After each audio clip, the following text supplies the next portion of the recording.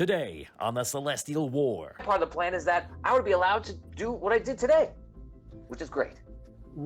What is that you did today, Wexel? Well, let's just say, I don't know if it's ever been done before, but I did it, and you seem to be okay. So, you know. Look, I don't mean to. What? I'm sorry, Zog. The goblin has something to say. Hey, Wexel, I got a question. You've been talking to the Raven.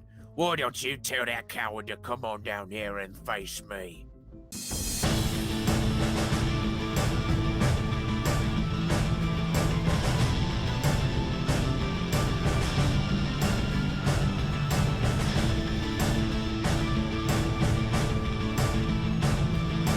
Will they survive? Audio Dungeon. Good evening. If you just saw this, you're going to have deja vu. I am Tony Hansen, joined by the rest of the Audio Dungeon crew, Ross Mataro, Dan Isgro, Damian Scrow, Brooke Armstrong, Vinny Pro, and Tom Koza. And today we're joined by our guest from last week, Mike Bernier, and also Lee House. Mike from Arcane Eye and Lee from many different things around the tabletop community. How you guys doing today? Doing great. Awesome. Mike, you there with us? Yep, I'm doing awesome. So today... It doesn't seem like I missed much last week, right? I would say in some ways, it's almost like you never left, because they are, We're doing that well. Yeah.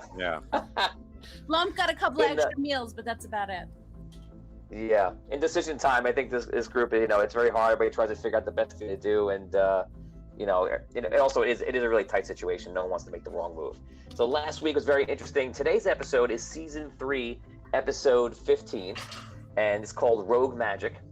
And last week was very interesting. Last week was the first time ever that we let fans, which is still happening today. If you saw on our Dungeon Dwellers group on Facebook, I allowed everybody to create characters on 3rd level. You still can do right now if you really hurry. And you will be able to be the assorted characters that are in this prison. You'll remember that everyone that I let you choose, that I specifically allowed everyone to be a little bit different on the NPCs. In a certain degree. Everyone's picking different races, and that's fine. Mike, I believe Mike, your character is human. What are you? Half elf warlock. Half elf, right? You're half elf. So Mike is a half elf, and Lee, you're playing the first mate from Raven's ship, who has been taken out for the last 2 days out of this jail cell, and we're going to see what happens to him today. And he's a goblin, I believe. You want to tell everybody about your character? Yes, I am. I'm playing Zog the Snake, Scourge of the Seas, Lasher of Seabirds, and Eater of Bananas. Eater of bananas. Yeah, lots of bananas, and he's very pissed that he's been locked up for a while without fresh bananas. So he's been real ornery lately. This goblin sounds very serious. Yeah.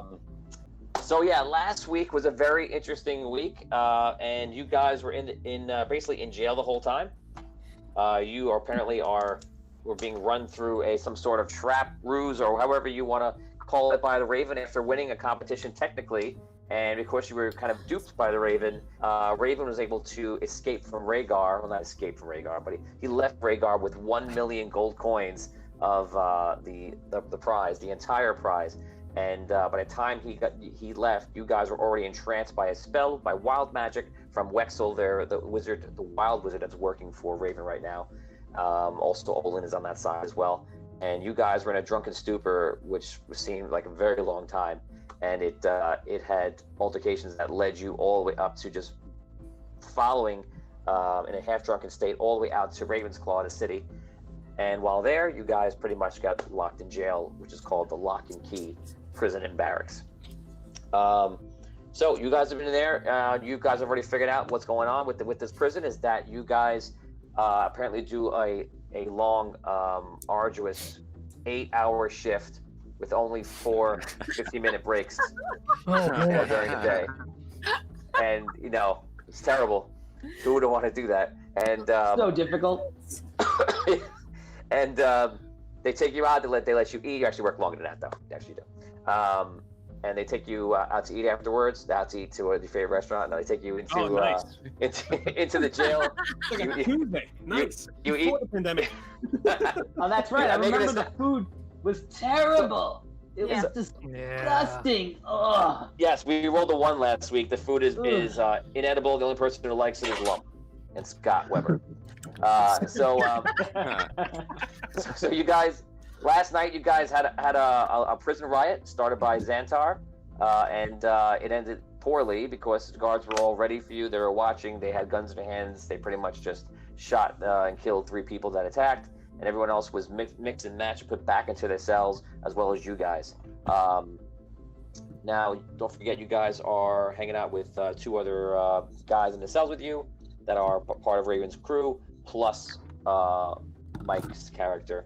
And you guys have basically, since then, just been like, okay, what are we going to do here? You're trying to figure a way out. You have a couple of theories about what's going on. And we ended with the night ending and the morning coming. And so Vinny Pro's character, Thistle, was on the floor, appearing dead. The guard kind of checked him. We rolled a die in this, and they didn't just try to kill him and stab him like you would in a battlefield. And they just dragged Vin out, and that is where the episode ended. So we're taking it right from there, right now, and we're now joined by, I believe, by some more NPCs that made characters, and I'm going to review them right now. Everyone who made a character, pretty much just write your character's name. I have your character's name with me. I'm just going to confirm that everyone's here that's playing it. I have Argor, the Druid. These are all people that are in the cells with you guys. Mr. Nobody, very clever name. That's Richard Wilde's character. Volt Raider is Evan Mona's character. Gathard, Derek Lux is a character. Moni Fi is Liv Mora. Orlander Hollowhill, which is Tim Shanks, and Shiva, which is Lauren Hicks' new character. If you lived last week, guys, you can take 100 experience points. If you lived from last week to this week, crew, you know your experience points is the same as always, 150. So you guys, if you lived from last week to this week, take 100 experience points. If not, you started a new character today. That is 3rd level. So that is it, guys. We're gonna take you right at the morning. Lee, you're not in this. Mike, you are in this as you were before. You guys could just role play the situation. Tom, obviously you're not here. And role play. Venom was just taken out and dragged out. Where are they going? Thistle! Thistle! Where are you taking him? No! Shut up. What's happening? What did you do to him? They walk down. You see in their faces, they look like they're just as confused as you are, and they just kind of just drag them out. Arky, what happened to Thistle? I don't know. What do you mean you don't know? Did anybody see him before he was pulled out? What happened? I turn around, I just look at the general populace in the jail cells there. What happened here? Did anybody see what happened to Thistle? Okay, you yell around to the groups, NPCs. If you want to answer, you can. Obviously, there's a delay in the chat, but if anybody wants to answer, they can. Tyler, Nasser, welcome to the stream. So you guys trying to figure out what's going on? That's where we ended last time, and I'm going to give you your DM speak right here. You've all woken up in the prison after a long night dwelling over the escape attempt that ended with 3 prisoners killed. This prison is different, yet simple in function. Apparently, we build ships by day, eat in the evening, and sleep at night. All the while, Raven expands his empire, and in your case, does it with an extra 1 million gold coins in his pocket. Time is running out as day 4 has begun. Out of the 7 days that you need to return to Rhaegar. If you don't, you will lose your claim on the entire dragon hoard of gold. You wake, as we just did. You wake a little more and sit up to notice that Thistle the halfling has been pulled out of his cell. His body lifeless as he's dragged like a sack on the floor. The guards deem him dead, but a large part of you does not believe it. They take him out of the cell, and you're left looking at your companions for answers. None seem to come to their mind or yours. You have met what seems to be new allies in the Lock and Key prison and barracks. The crew, of the famed ship Wayward, Raven's ship, who apparently have been betrayed by Raven the moment they took Northport, and transform the city into Ravensclaw. Raven, which is now the governor of Ravensclaw. They seem as eager as you to get out. You could use their help. Which reminds you, where is Findalar? So you guys are just basically trying to figure out what's going on. He's been pulled out of the cell. You're not really sure what's going on. I'll give you one more chance to roleplay, and then we're gonna do a next part. Okay. All this time, we still haven't brought Findalar back. Since we're losing people left and right. Yes, now Thistle. Where are they taking him? Where are they taking him? They take the bodies down to the ships and they just throw them in the lake. What do you mean they throw them in the lake? They have no use for dead bodies here, unfortunately. He can't be dead. What did they do to him? What happened to him? I look around again, everyone in the cells. What's happened? I didn't see it. Billy, one of the was guys one in of the cell with him. Oh, I'm sorry, guys. Go ahead, Rob. I was gonna say, was it one of these old Ravens allies? One of them, perhaps, murdered him in the night. I glare around at all of them. It wasn't me. Oh, you coward! We'll go after the little guy. Bastard. I could come into their defense a little bit because these are my shipmates. I'm just like, no, I know Billy and Hendrik. I can speak for them. They would not kill somebody in their sleep. Something's fishy here. I'm not exactly sure what it is. Did he eat yesterday? Did he have any of that gruel? Did someone poison his food? Sure, we all ate.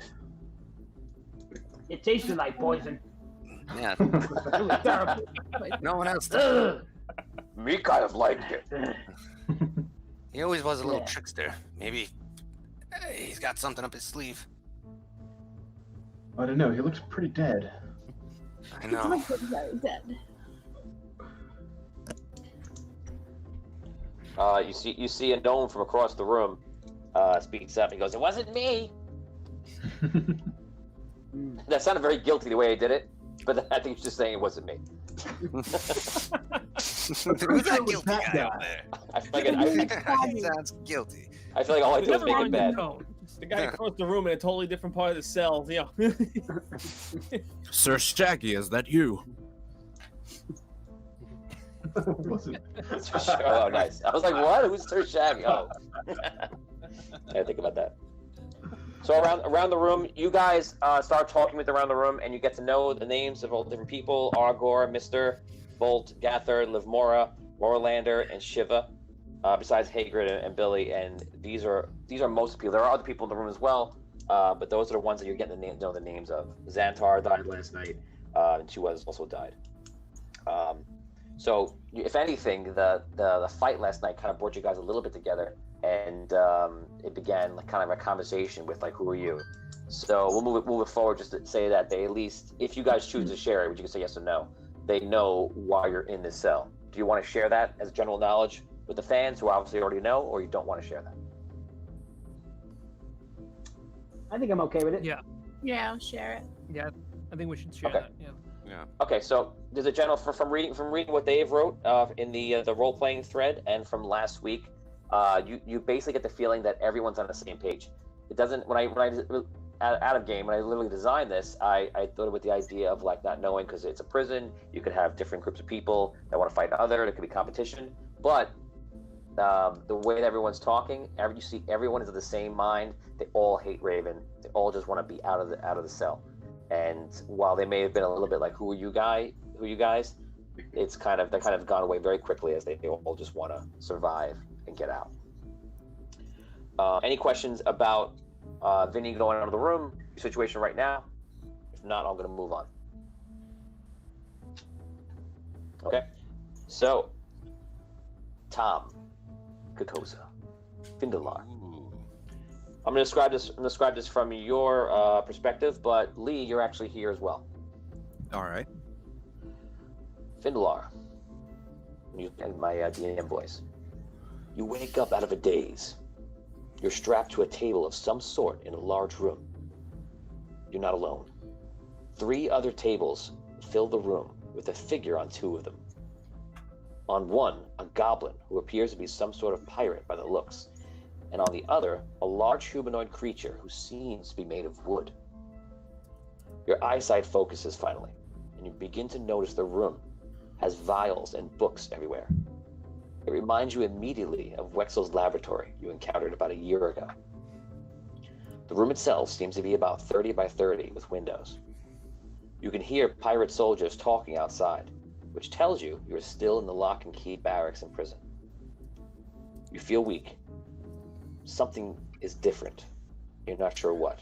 And the last hours since you arrived seem to be a complete daze. The door opens suddenly. Findelar, what do you do? Anything? Can I see the door from where I am? Can I move my head around, or am I strapped? You can. Like, is my head strapped to the? Your I head's look, not I look at strapped? the doors. Yeah, you can turn to the door.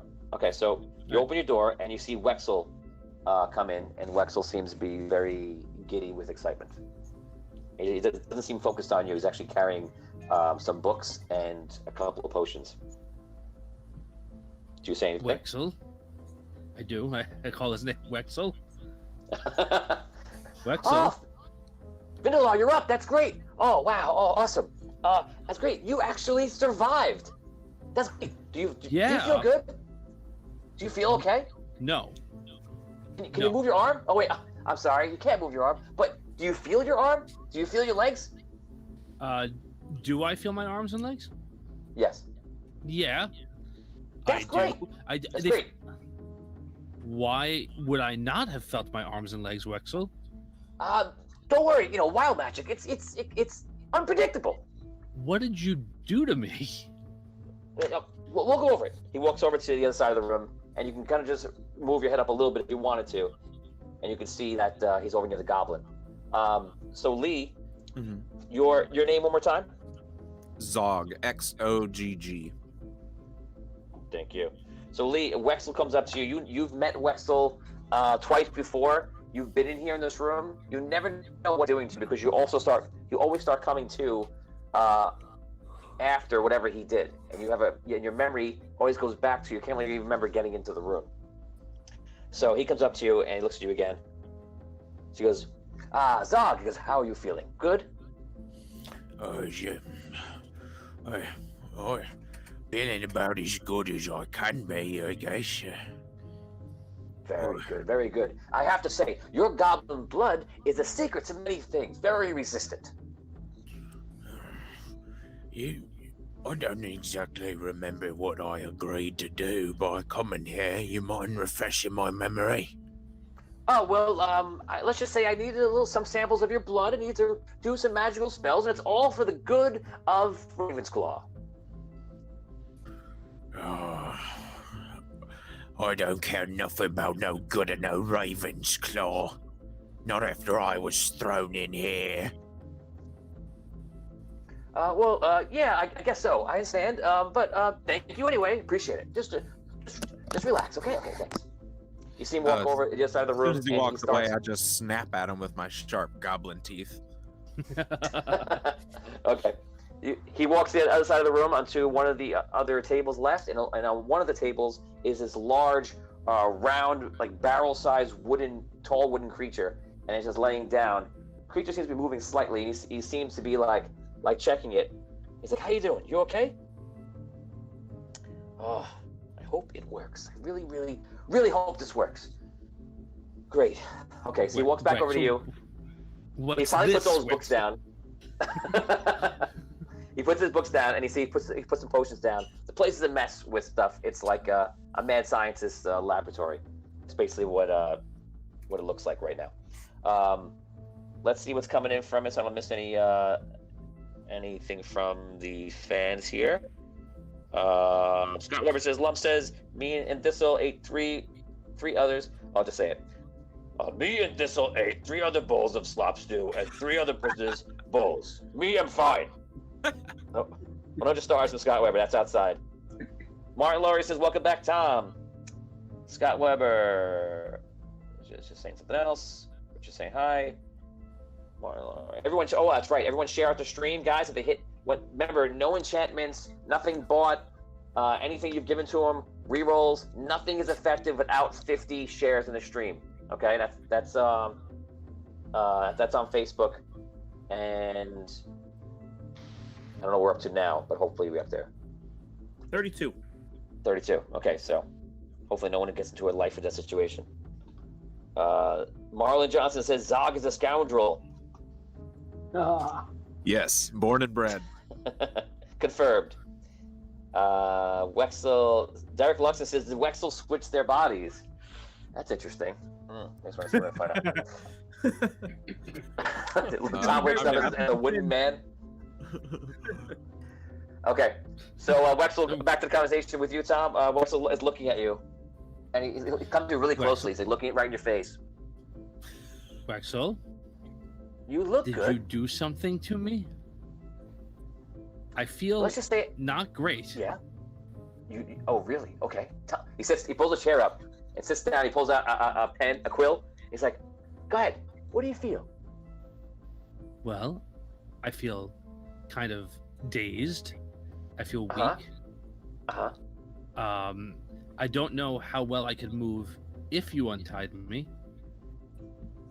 And I'm confused because I don't know, why I'm here or what's happening or why.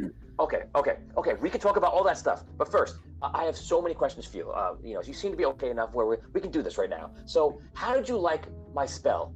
Did all of you get drunk right away? Like, it's hard to know exactly, what would happen, but it's supposed to be a bit like a circular drinking and drunk experience where you feel drunk and pass the spell's enchantment to the next person and they pass it back to you. I would love to know what happened, purely for research, of course.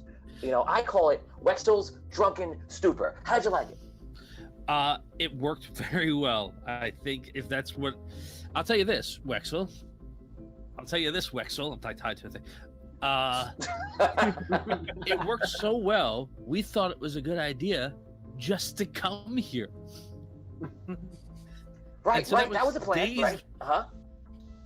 Oh, you wanted that to happen?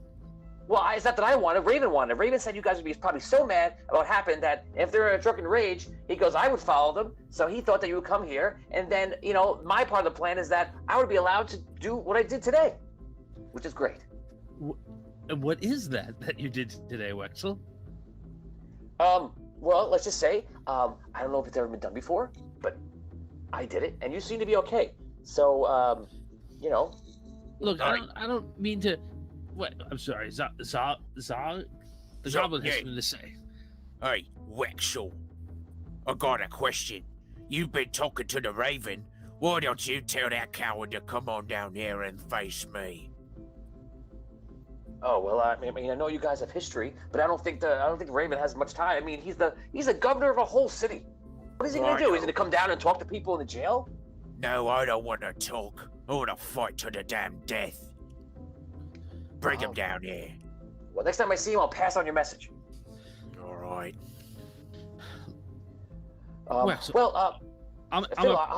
Yes, yeah, yeah. Go ahead. I'm sorry. You were saying about what you did to me. Yes, it worked. It's great. Can you tell me what it was? Yeah. So you see, I've always been tinkering with magic. Never quite accepted by the Red City or the elves. As you know, they called me a wild wizard and claiming I cast rogue magic. It's ridiculous. I always felt I was more creative than the others and should be treated with more respect for a man of my experience. Think about all the stuff that I've done, And then I remembered something. When I met your group, I could feel the magic in it was different. I remember when you guys just seemed like your auras were different. It's almost like my wild magic was tinkering, and I just knew something was out of the ordinary. So after I was released from the Red City dungeons, amongst the other things, I did some research. I eventually met a Raven through Olin. We started working together and things like that. And I realized that after research, that what I sensed was this. And he goes over, and he realized, and he pulls out, and in his hand is what? For 50 experience points. Oh man, I'm gonna say, the dragon's energy from the crystal rod. No, the great guess. No. Oh, is it Tom? The light from What's it called? No, that's what No? Tom's is answering. I think. No. Oh, okay. Is it an emerald crystal? Anyone can answer this question if you want to answer. Power. If you want to take a guess. Hello. I'll give everybody one shot. Go ahead. What is it?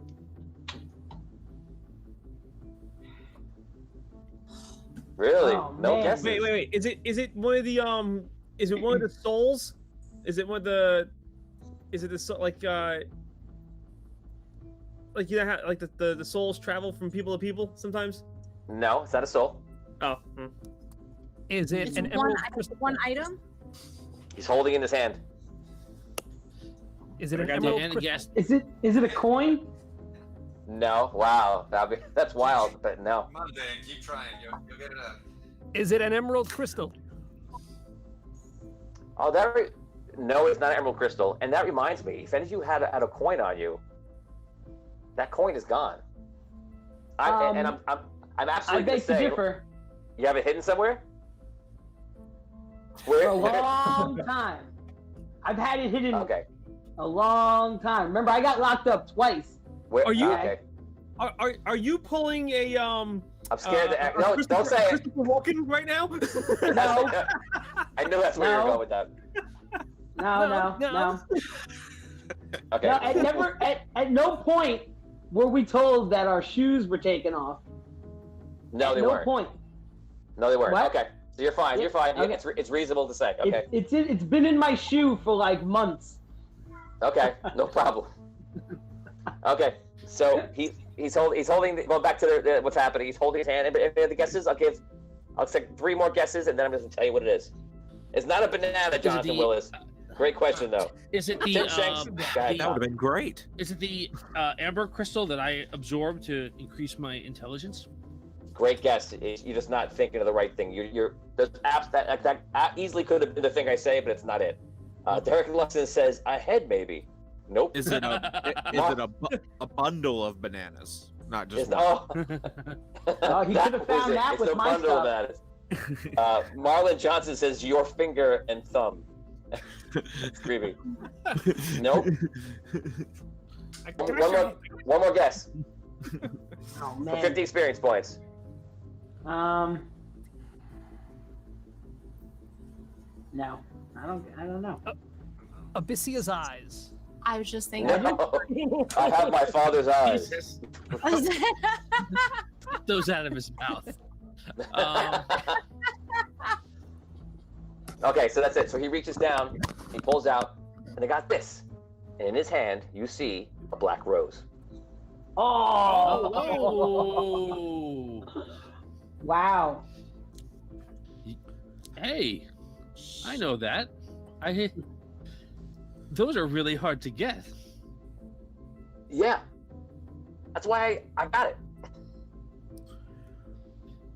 So you got that?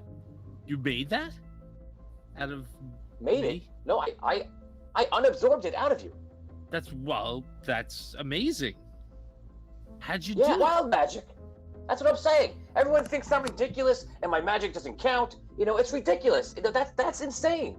He goes, but look what I was able to do. it? Yeah, that is insane. That's great. Congratulations, Wexel. Thanks.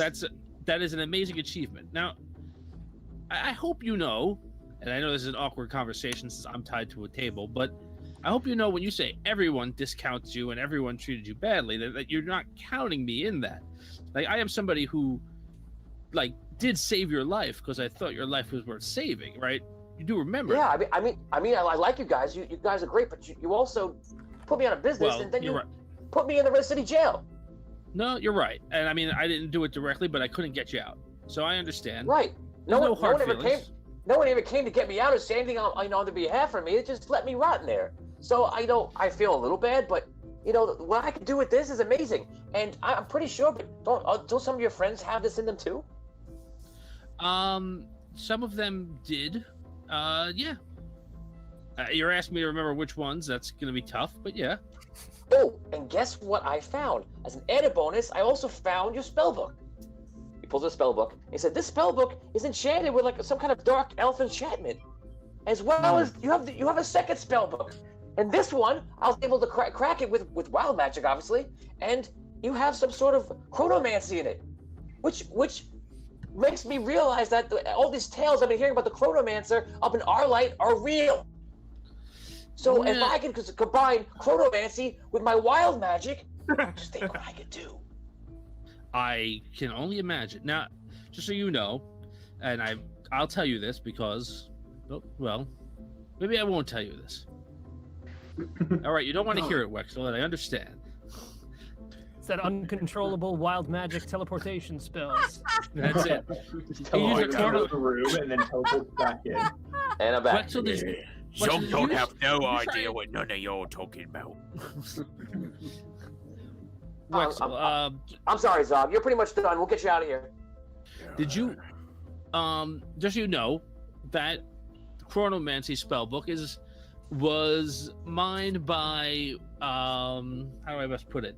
Well, it wasn't originally mine, and I didn't get it from Arlight. I got it from the spellcasters of Solst. Findelar, there's only one chronomancer in the entire world right now, and it's Serio and Arlight.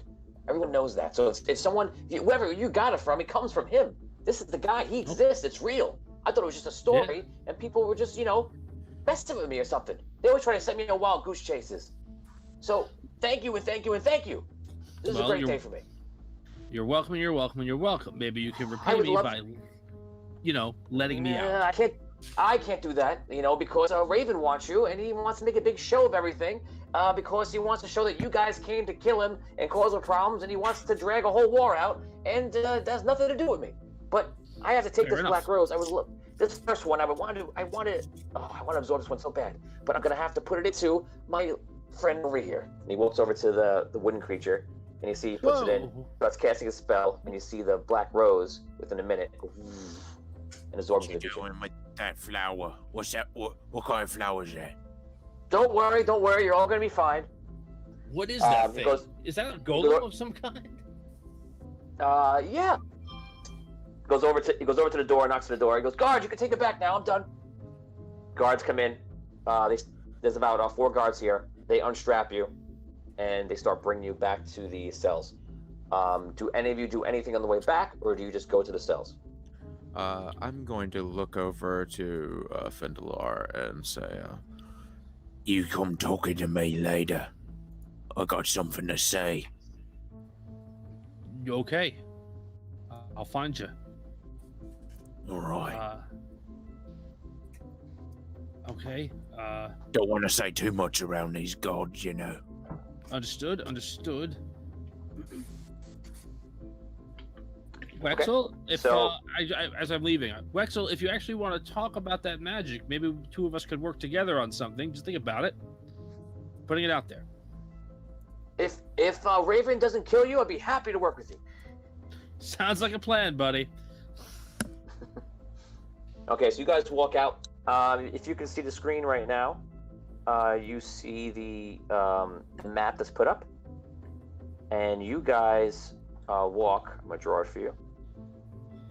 You guys walk from here, through here, up in here, up in here, up in here. Oh, wouldn't let me lose my mind. Sorry. You guys are taking there. So you got taken there. Let's see. Scott Weber comes in with something to say for Lump. Lump was talking to Gatherd, the Dragonborn. He says loudly, "Oh yeah, me not like bullies like Raven. Beat up old people, but me not have treasure hoard." Lump points at Archifint. Him maybe be a little gnome, but him sunken city mayor. He brave by Raven, the pirate guy, and the slimy Olin guy. They steal the dead dragon Ember's treasure, the hoard from the city. Then we take broken, stupid, crooked, fixed collector challenge. Then we lose because it's cheating mess. Then we chase the Raven thief here. Party not planned too good. Them not believe story. We all get arrested. Then my friend Thistle died this morning. Me very sad. But me glad you and your friends want to help us break out. You see some of the guards kind of looking at each other and they're kind of walking over a little bit after they hear him yell at. And five shares to 50 shares, guys. Let us know. Okay, so you guys rejoin. They put you into the cells. And we're gonna say they put you guys into the cell with Billy and Hagrid. That brings it up to 4 people in that cell. So you guys can all roleplay. Go ahead. Is the big tree Finn. here? Finn. Finn's back. Yeah, I guess so. Was I here before? I don't remember. Yeah. No. They split us up pretty much right away. Well, you're back with us. Okay, I've got news, I guess. Not good news. Probably. We haven't heard much being in this prison. All right, well, here we go. So I was experimented on by Wexel, the wild mage, our old friend, I guess, ish thing. He's a little peeved that we left him in prison in the Red City for a year or so.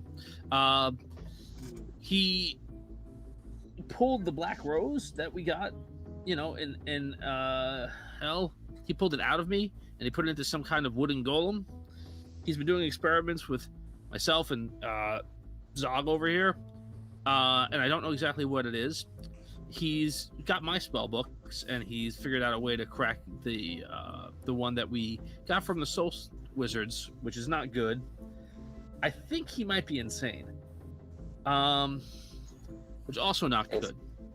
Like actually insane, you mean?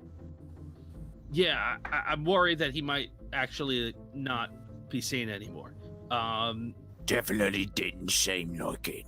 I just kind of step up and kind of kick a rock to the side and sort of stand in the circle. This is Zog. He's my companion being experimented on by a mad scientist wizard guy. Yeah, don't remember agreeing that. Don't remember agreeing to that at all. Nor I. Are you feeling okay though without the rose? I mean, was that like? Did it hurt you to take that out? Like what? I definitely feel weaker, and I don't know if that's just I'm so used to having the rose inside of me that I don't remember what it's like to feel like without it, or whether the process damaged me in some way. But I can move everything, so that's good. There's no magic in this room, so you can't see about your magic. No, great. Just so you know, he also said that it was the Raven's plan for us to do this. That is why Wexel cast the spell to make us drunk. Raven anticipated that we would follow after him. He plans to make a big show out of capturing and probably murdering us, and he hopes to start a war, apparently. That's what I wanted to talk to you about, Oh. It said something about you coming here to kill Raven. Yeah, that was part of our plan. Well, not primary one, but part. You want to count me in? Because I've got something for Raven that he would never expect. He wronged me in ways no one ever wronged me before without getting their throat slit. I think we should have this guy on our side. Yeah, I like this guy. He's talking my language right now. Yeah. Zog, I'll tell you this. If we have the opportunity for any kind of throat slitting, we're going to let you take that swing. Slice, whatever. I'm sorry, I'm not a fighter. Yes. I reach down into my baggy pants and pull out from the sleeves at the bottom. I pull out 2 makeshift bed sheet whips, and I'm just like, I got it. Yeah. Wow. Okay. I slide them back in really discreet. It's like only like this sort of shit. Pull them out, show them to you, put them back in. We'll say you still have sheets in there because you've been here for a while, and they gave you sheets since you're the first meet, and that was like your luxury item.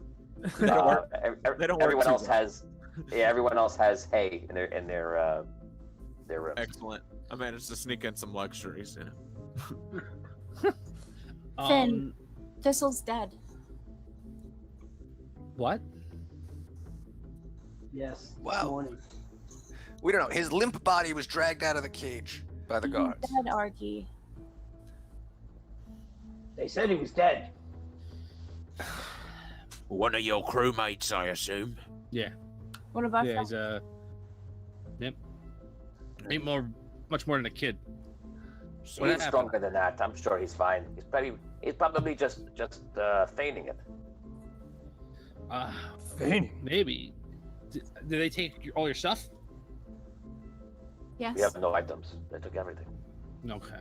And Except our boots, apparently. Well, they're gonna. And what? How long have I been gone from you guys? I don't even know. I woke up in there. I have no memory of anything after getting. You gone all day. Okay, just one day. One day we wake up, you finally come.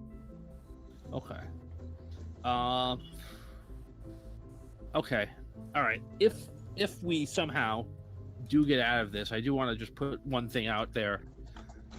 For any kind of future things that we happen to do together. Arky Fint, you don't get to talk to people anymore. What? Me? Okay. I have a track record of being Of convinced.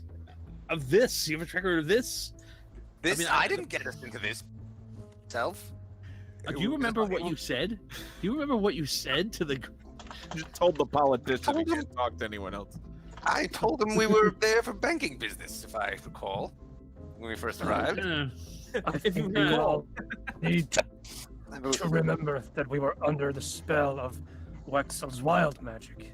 We were, and apparently he said that the way the magic worked was that it amplified itself when it passed from person to person, which is why, like, days after we got hit by it, we continued to make poor decisions, I guess.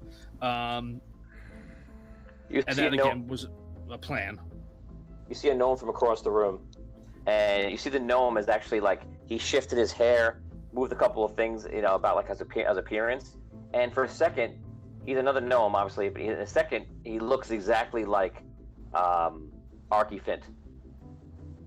Like he shifted his mannerisms and things like that, and he goes, if we work together, maybe we can build something to help us get out of here, or alter the ship.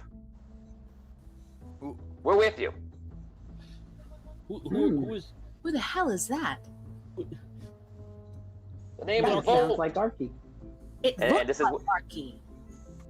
Yes, and this is Volt. Volt is one of your crew, Zog and Samuel. So you guys' name is Samuel, Mike, right? Yep. Okay. Oh, that's just Zolt? Volt? Zolt. Zoltbolt? Zolt, not Zolt. Yeah, pay no mind to that trickster. He looks like me. It does that all the time. It's does. annoying, isn't it?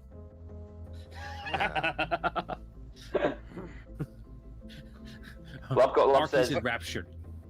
yeah, apparently. Lump says, you guys talk to Big Guy Holgar. Him make plans for party. Well, sometimes. All right. So what is what are the, did you guys make any kind of, get out of jail free plans? No. We're struggling with that at the moment. I'm not sure if anybody, barring the dead party member, I'm very sorry about that, by the way. But has anybody else thought of any, brilliant ideas to get us out of this joint? No. Gonna be very difficult. The As I Dragonborn. told you, and magic I'm doesn't sorry. work here. Well, have we confirmed that everybody's magic doesn't work? I know. I do have quite a bit myself, but it hasn't worked for the past 2 years I've been in here. But has anybody else tried casting any spells? No. No, I have not. I don't know no spells. Yeah, Well, I know you don't, so. Lumgar reaches through the bars. Findelar picks you up and goes, "Me just glad you alive." And bear hugs you. Thanks. Thanks, the bar. Thank you. I'm very glad to be alive. It hurts a little bit. Thanks. All right. You guys also hear a draconic voice from over, and you see the Dragonborn kind of half loud whisper over, and he goes, he kind of looks at Lump and then looks over to you guys. Says, which one is Holgar? I'm Holgar. Well, if you have a plan, we want to be a part of it. Thank you. It's good to know. He nods. But I think Samuel had a good idea. Finn, What was his idea? try to cast a simple spell. Maybe Okay. something that Wexel did to you did your ability to be affected by this non-magic card. Give it a Okay. I'll give it a shot. All right. I just cast Mage Hand, and I try and just move some of the hay on the floor. Try to cast Mage Hand. You could immediately feel that the magic's like squashed the second you try to cast it. Doesn't even ramp up. I mimic him. Okay. I try to mimic him. Okay, you try to mimic it. It fails. All right. So, yeah, I tried something that didn't work. It felt. I think there's some sort of anti-magic field around here. So I don't know if anything will work. It feels like there are. I do have there, Finn. What's that? It feels like there are anti-magic emeralds somewhere around us, preventing all of our magic. Okay. Do you know that, or you Alright. just guessed it? I feel it. I can hear them. You I'm can not- hear them. Okay. hear them. Whatever we are going to do, we need to do it quickly, because if today is like the 4th day, that means that by tomorrow midday, we have to have all the gold and make it back, and hopefully we got the wind on our side, because we have to get back to Rhaegar with all the gold. So if we're going to do Right. something, it has to be like now. Tony, can I walk Abyssia. around like the cell and try to do like listen check to see if I feel it stronger anywhere? You can roll check. You see a lot of the other guards on the other side of the room, the Dragonborn. They seem to be kind of listening in, and he's the Dragonborn kind of chimes in. He's like, "Magic itself doesn't work. However, if you have an ability such as my breath, then you can cast it." Okay.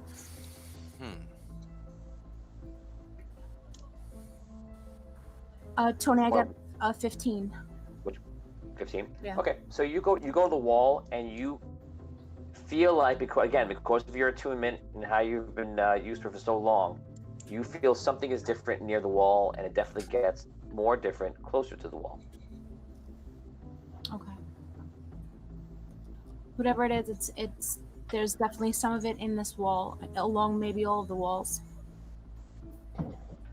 One of the other prisoners, a girl, says, she goes, yes, that is true what Gathard, the Dragonborn, said. His breath actually worked, so maybe one of you possess an ability that is similar. Also, I was thinking, breath? yes. Also, I was thinking, if we get on the ship and we have to work there again tomorrow, which obviously we do every day, we could create some sort of, I don't know, maybe a false floor into a hidden chamber, and then perhaps we can sneak out. It would take a few times to build, maybe a while, but eventually, maybe we can sneak out on one of the ships. I actually used to specialize in smuggling, so I could definitely help out with that. This is no good. This is no good. We need to get out of here today. We can't make a plan that takes forever. It is a good plan, but we need to get a plan that is now a plan. What about stealing one of the ships? Disabling the other ones? That's what we gotta try to do.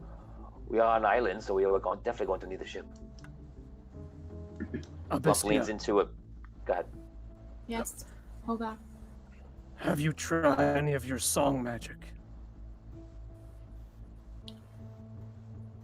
I haven't. What would I do? What will you have me do?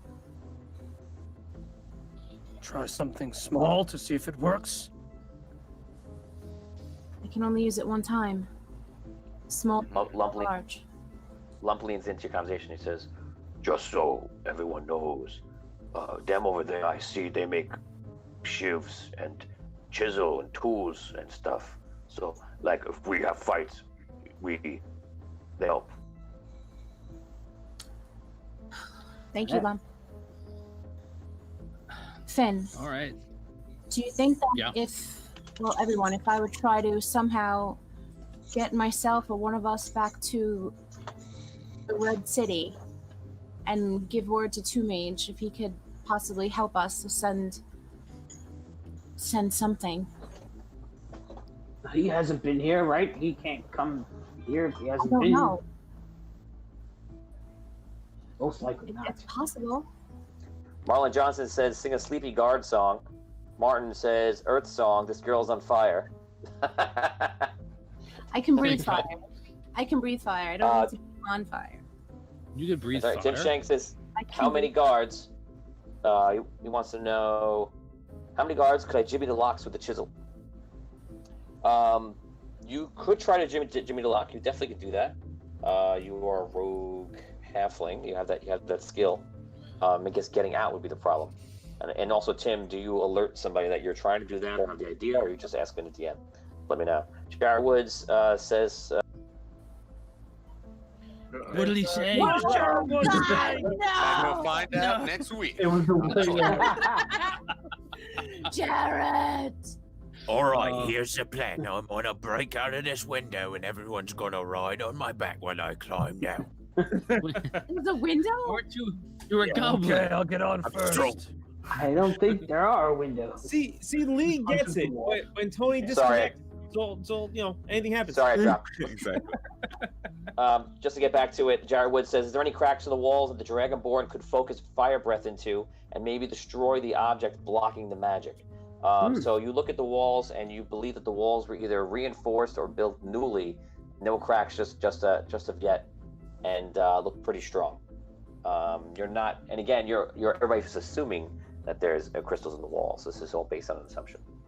I don't like the sound of that. Okay. I don't know for certain though. I have an idea that I was in a room where Wexel was experimenting on me. He was definitely using magic in that room. So there's a possibility if we can get back to that room, we might be able to use magic again. And there's a possibility that Wexel will be asking for one of the rest of you to come with him because he might want more of those black roses extruded. Tony, So I don't know if Go ahead, Tony. I'm gonna say, if you want to try something to get out of here and alert allies to come, I guess, bring the cavalry, go for it. And if it doesn't work, see if you can volunteer to go to Wexel next and see when you wake up in that room if you can cast anything. Volunteer to go to Wexel? Yeah. Because I have the black robes.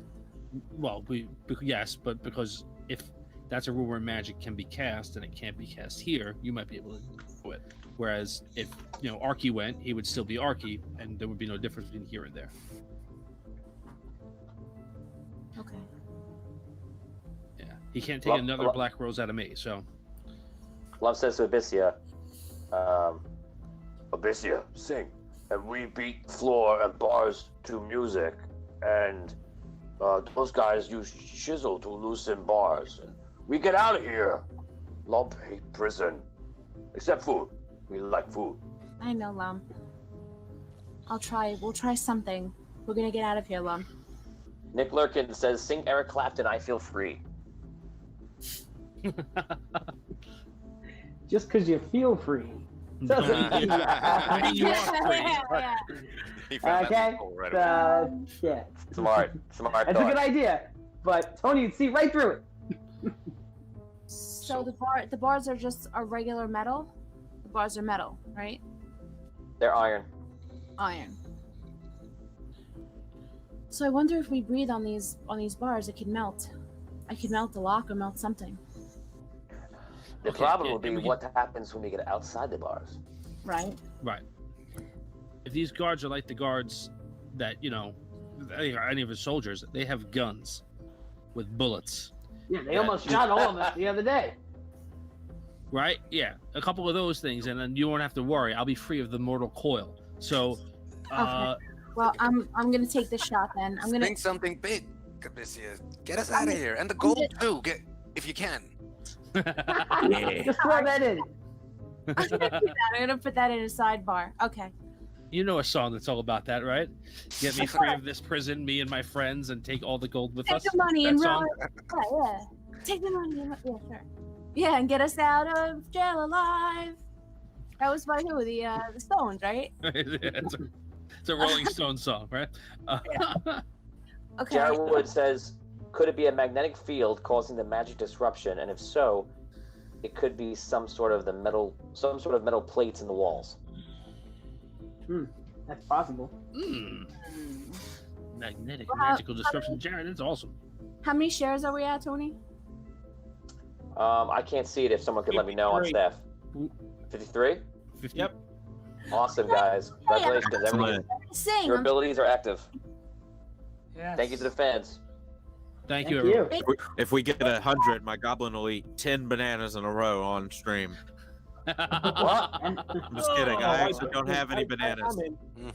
Yeah, that I you don't know if- medical attention. That's not. Yeah. That's, okay. It's no worse than eating 78 hot dogs on live TV. Okay, so I'm gonna go for it, and I'm going to use my Earth Song boost as well. That was given to us by Evan. Thank you, Evan. Okay, so you're preparing a song. A song. While you start preparing your song, the gnome that made. Okay, I'm gonna sing. I'm gonna sing real fast. No! Here we go. And we're free. Damn it. Have all the gold feel in the red city. I feel like he's doing this on purpose now, like amp up the drama. Yeah. Oops. Oh my gosh. Dropped call. Right. Is anybody else still playing the drinking game along with me, or is it just me? Oh God. So Everybody think annoying. it's already dead if that were this week. You mean life? Oh gosh. That's the song I should sing. Show me the way to go. But So get back to what I was saying. Go to bed. Okay, go ahead. The gnome leans over and he says, I've seen lots of around this place. So if we do get out, I'm familiar with the numbers of guards, the rotations and such. So I could be of help. All right. Great. What's your Then. name? The gnome said that. A volt. Oh, Volt. Okay. That's Evan. Just so you know, it's Evan. Evan. Okay. Evan's now helping you in two different dimensions now. Yeah. It's mind-boggling. Okay. All right. So here we go. I'm going to sing a song called "Red City" by Stone Sour. And Wow. my intention is to go to the Red City and go get some help for us. And possibly get two mages to come back here and blink something here to help us, and then blink us out or something. And the gold, Arky, and the gold.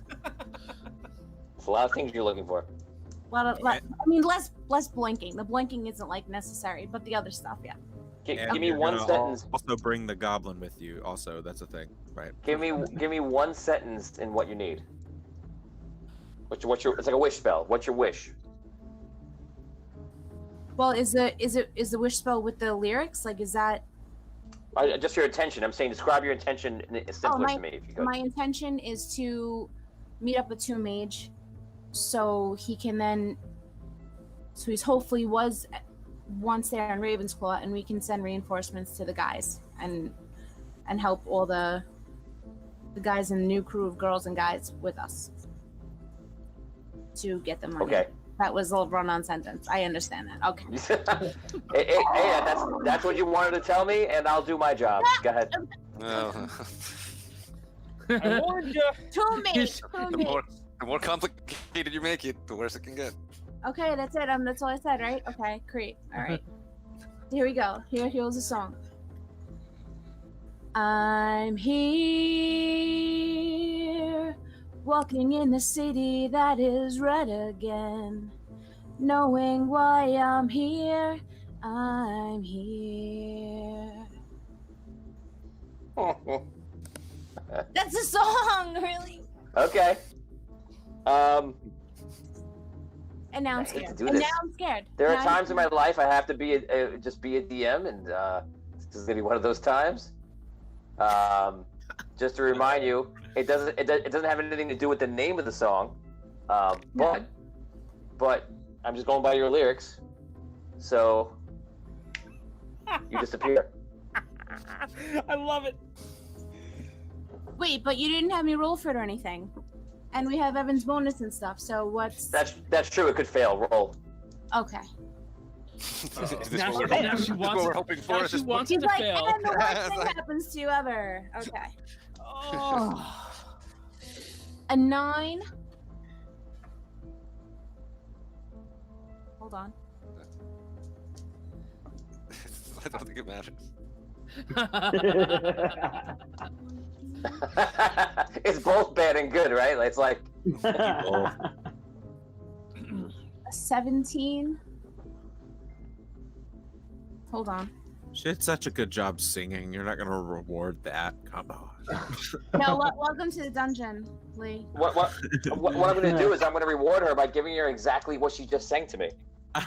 That's it. I didn't have to stretch anything or think about anything or figure it out. It's just exactly what you just asked me for. So 17, there you go. Abystia, you disappear. All right. She's All right. gone. Signal just like startles back against the cell wall. Just, holy crap! She could do that this entire time, and she spent the entire day building ships. That's Oh exactly what my. I was gonna ask. What happened? Calm down, Lump. So you got crewmates dying, crewmates disappearing. It seems like your group's just falling right apart. Jeez. Yeah. Okay, we're gonna pause this right now, and we're gonna go to a young Thistle Lightfinger Burr. Oh. Has been dragged out. As I'm being dragged out, I pull the guard sword. That's right. That's right. Game over. We're home. Oh my god. Dude. Just dragging you through the hallway. It's a long ass hallway. Down a flight of steps. Thud, thud, thud. Just disconnected. Somebody else. So Thistle, they drag you out, and I imagine you don't try to open your eyes during the way, or do you? So tell me that first. Right now I'm just listening. I will keep my eyes closed and I will continue listening to see if there's anybody talking or if there's people like talking to one another. Or how am I being dragged? Am I being dragged by the foot, the arm, the neck? Like what? Foot. Foot. It's awkward. And like Okay, sometimes so you I'm kind being of dragged by the foot. I'm gonna assume I'm behind the guy a little bit, and I'm just Yeah. gonna listen to see if I'm gonna listen to see if there's anybody he's talking to, or maybe if I can tell if there's two sets of footsteps or what's what. Okay, you're pretty sure it's about 4 or 5 guys around you. Okay, And, so I keep my eyes closed and go for the ride. And they're bringing you. You're pretty sure downstairs into one of the boat areas. You kind of remember the walk. You remember how it feels. You feel the cold, damp air. The guy picks you up eventually. He's carrying you, and he's bringing you out to near the rocks. Do I You still hear him climbing on the rocks? do I still hear 4 people at this point, or do I just hear 1? You hear more actually at varying distances. You're not sure if the closer ones are so close. Okay. All right, so You I just keep if had he picked me up, am I like slumped over his shoulder? Am I cradling his arms? Like how am I? Like you're getting married and you're the bride. So I'm cradling his arms. Okay. Aww. So yes, and then I will keep my eyes closed. Okay. They take you to he takes you to somewhere, and then eventually you see him start swinging you. And you're like, oh, this is nice. And then, whoopsie baby, he throws you flying into the water, and now you must make a very hard swim check because if you're gonna try to stay hidden, you have a second problem of the rocks being right there, which he's not trying to save your life, obviously. So you need a swim check. I'm gonna call it. You need a 20 or higher to not get bashed on the rocks after you hit the water from current. A 20 or higher on a swim check, or in a or you're fighting. Yeah. Okay. Swim check. Athletics. Athletics. Okay. Where the hell's my athletics? Actually, I have swim on my chart, not athletic. Yeah, so I was. The rest of you guys, while you're in the cells, you see the Dragonborn goes, "Singing can free us, but I've been singing the whole time." Tony, so it's a swimming check then? I just want to make sure because there's so it's swimming. Nope, I rolled a 12. You rolled a 12. It's like the first check, Vin, you failed, I feel, in like a year and a half. It's the first check I haven't rolled a 20 on. It's like, it had to be now you failed. Okay. I guess I'm going to do 46 damage to be fair. I think it's right. 6, 12, plus 3. Okay, not that bad. You take 15 damage. You get slammed into the wall. Roll a 1d6. If you roll a 1, it's going to be your head that gets slammed. A 1d6, you said? Yeah. A 6. Okay, so you actually hurt your legs. It's like the best it could be, although it really sucked. I do, what do you want to do? The Peter Griffin. What do you want to do?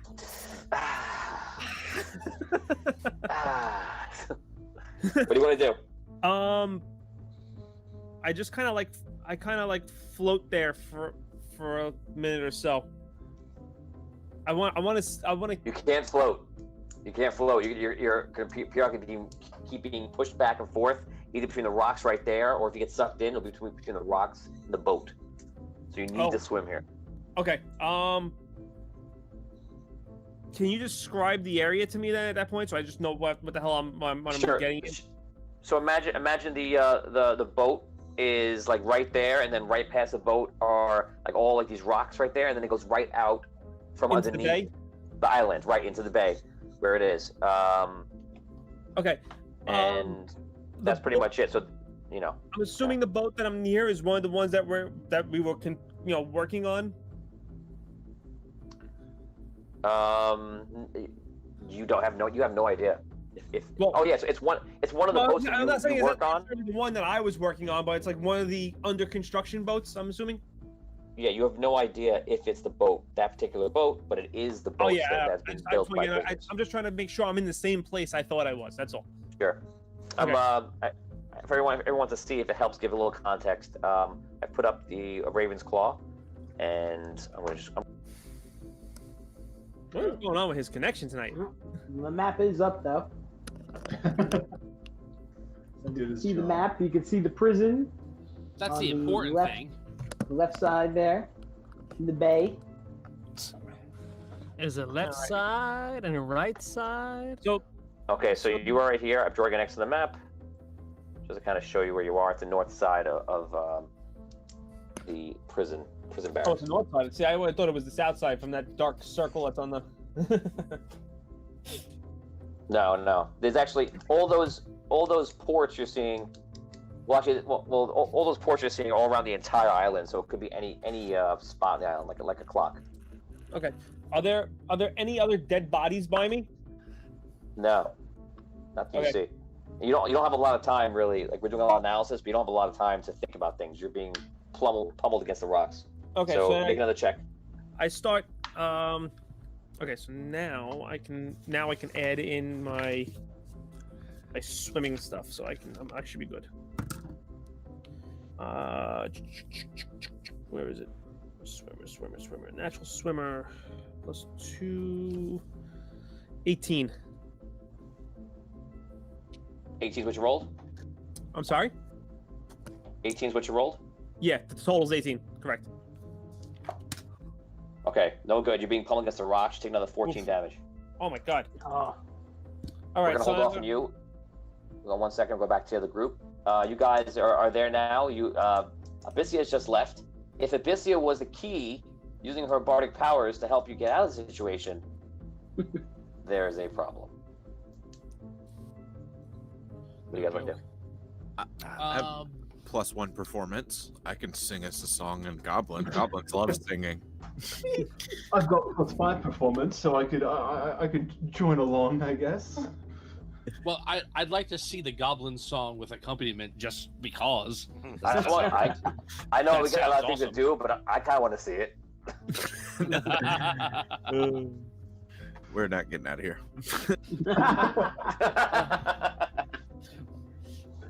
Tony, I looked down at my attire. Did they take my jewelry? Your jewelry, yes. All right. They've actually. I didn't mention this to you, but they actually changed your clothes. You're in like this gray cloth. They've taken your robes, any items you had on you. It's all gone. Okay. All right. Well, it feels like to me that a good opportunity has just left us by. How much of an issue would it be to just kind of bum rush these guards and try to take them over by force? We certainly outnumber them. I know they have guns, but I can take a couple shots for sure. I can't do much. Well, if you can get one of those, one of those guns, Arky, you can. That's true.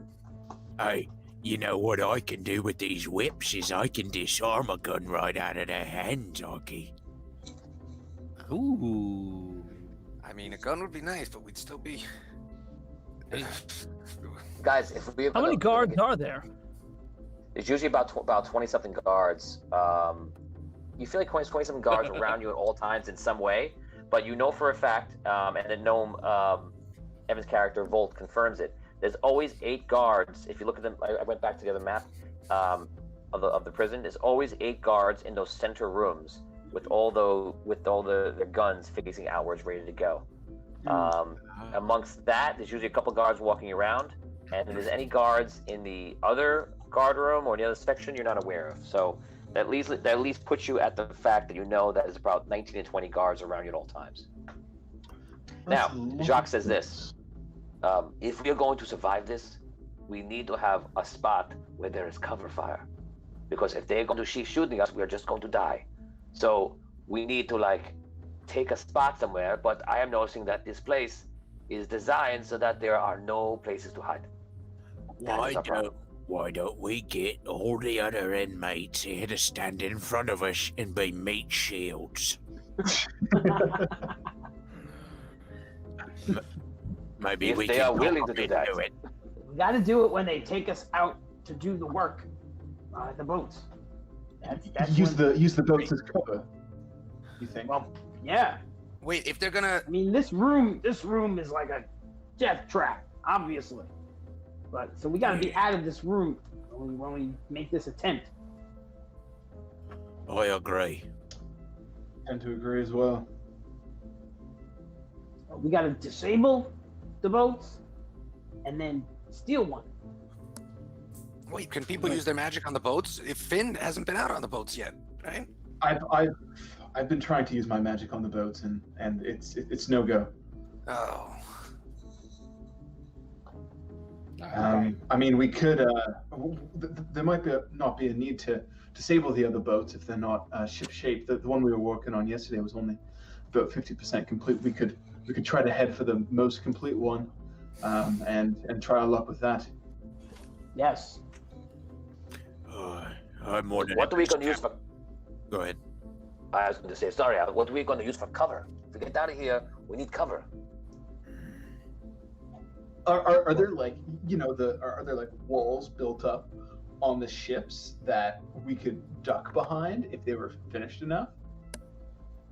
That doesn't not even matter because, we could at least make a hold. The problem is that I saw there are hundreds of guards outside these walls. I don't know if they're going to be able to alert people if we try to escape, and they tell them that is a huge problem. But even before we get to that or the ship, look at this place. There are no places for cover.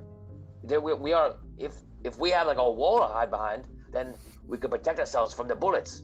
But there is nowhere. That is what we need to figure out. Question, Tony. When they're taking us from our cells to the ships, is there any place where, I don't know, let's say maybe there's a bottleneck, like a hallway where aren't let's say a dozen guns pointed at us all at the same time? What about the steps? Don't we have to go down the steps? Yes. So if you look at the map, there is that one spot on the map where they take you down. I didn't draw the steps in on purpose for the first time, so I wanted you the guys to figure it out. But if you look at the area of the map, and I'll draw it right now here for you. This room, it's the room on the right in the middle, and that room is where it is. So I'm having trouble drawing it right now. It's that narrow one. It's a narrow rectangle room that's in the center of the map on the right. It looks like it's an empty room that goes to nothing. It's only 2 blocks, 2 grids up, and 1, 2, 3, 4, 5, 6 grids left and right. So that is where the stairs are, and you at least would have 2 ways with no guards firing at you. There's a door there. That's like the first semblance of some kind of foothold you could make. That's about it. But you're also led. Last time you were led by a lot of guards behind you. Okay, yeah. That was my question: is how many guards are leading the party of 20 prisoners? At that point, it's usually about 12, 15 guards, maybe. How many prisoners are there total? In the whole place, about 50 total. But 20 they take us all out at once. Work on the ship. They take about 15 to 20 to a ship. Okay. These stairs, are they single file? No, you could fit 2, or almost 2.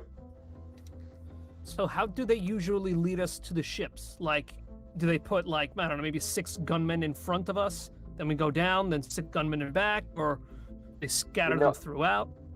You noticed there was probably about 4 or 5 in front of you, and the rest were behind you.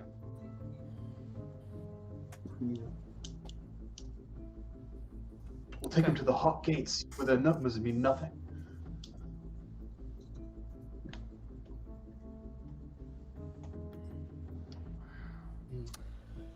What if, as we're going down the steps, I guess this could be me and you, Botorius, we can just jump onto the back of the guard who's closest to us and hope to take out the other 4 or 5 guards on the way down, like bowling pin style. And then we get, I'm assuming we'll get the jump on them, get a few attacks in, maybe we could disarm them. But everyone behind us would have to follow us down and kind of get a bunch of us to get the jump on them. And they're going to be raining fire on us from the top. Right, from behind they'll be, probably trying to shoot us. And also at the bottom of the steps, might be more guards in that area, or there probably will be. We're gonna have to have some sort of plan to I don't know. Yeah, Tony, do they usually station guards down at the bottom? There are some guards down there, and when you're on the boat, there's maybe 1 or 2 guards on the boat, but most of the guards stay on the sides. As you guys are discussing this, Livmora, one of the girls with you in the other cells, she says, maybe we... No! What did she say? What did she say? Never mind. someone just shivs her and gets alright, well, that's whatever. There goes that idea. We could also get the Dragonborn. We could also get the Dragonborn to breathe some fire on them too. It's like Monty Python. It just says, "Ah." Oh yeah, exactly. What about that? Well, what if we get the Dragonborn to breathe some fire on the guards who are going down first? Then, as they get lit on fire, we kick them down the stairs. Then they go down bowling pin style. Whoa. It's the same problem though. What do we do when we get to the bottom of the steps, and what do we do about the guards behind us? We might not want to head down into the steps. I think that our true salvation lies, further into the jail on that top level, because that's where all of the equipment is. That's where Wessel, you said, was able to cast spells. It might be best to somehow clear the guards behind us and move up that way. I agree. Remember, if our goal is to get out of here with a boat and 1 million pieces of gold, we can't just we can't just run. We're gonna get caught, and then we're not gonna win any fights, right? I like the general idea of attacking, except for the fact that I'm probably gonna get shot in the back while you're bowling for dollars, but I think he's right. I think we need to get up, find our stuff, and then wreak holy havoc as much as we can. And I don't know for certain, but if I can cast spells from Wexel's office, oh my dear sweet Jesus, I am going to murder a lot of people. Don't you think we need to get some of the other inmates riled up or something, like a distraction? Yeah, we actually tried that yesterday, and a bunch of the inmates just got shot and killed. So, I mean, we could definitely try again. They're ready to fight their way out of here. Yes, Wait a second. That's a good idea. If our friends here and the inmates can cause a distraction and start fighting with the guards as we're passing by the room where they took our stuff, maybe we can try to break into that room and then join the riot once we get our stuff back. Split the forces. Go ahead, Mike. Oh, I was just gonna say it's a good idea. Split the forces. Right. What time do you think they're going to take us? I think they usually afternoon-ish. Billy says, I don't think it'll be very soon. Actually, it'll probably be in the next hour or less.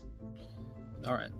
So let's pass the word along, and as soon as they all right. So whoever doesn't go has to start a riot in here, right? And then whoever goes is gonna try to take out those guards on the way out.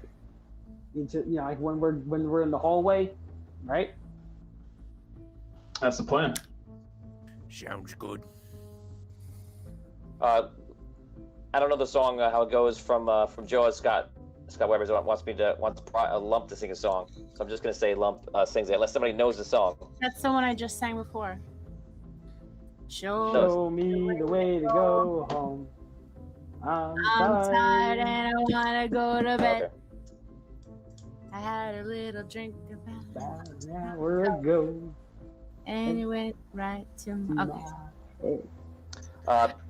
So Lump starts singing a song similar to that. Gathard, the Dragonborn, says, "My breath is lightning. Get the guards to a place of metal, and I can hit a great many more.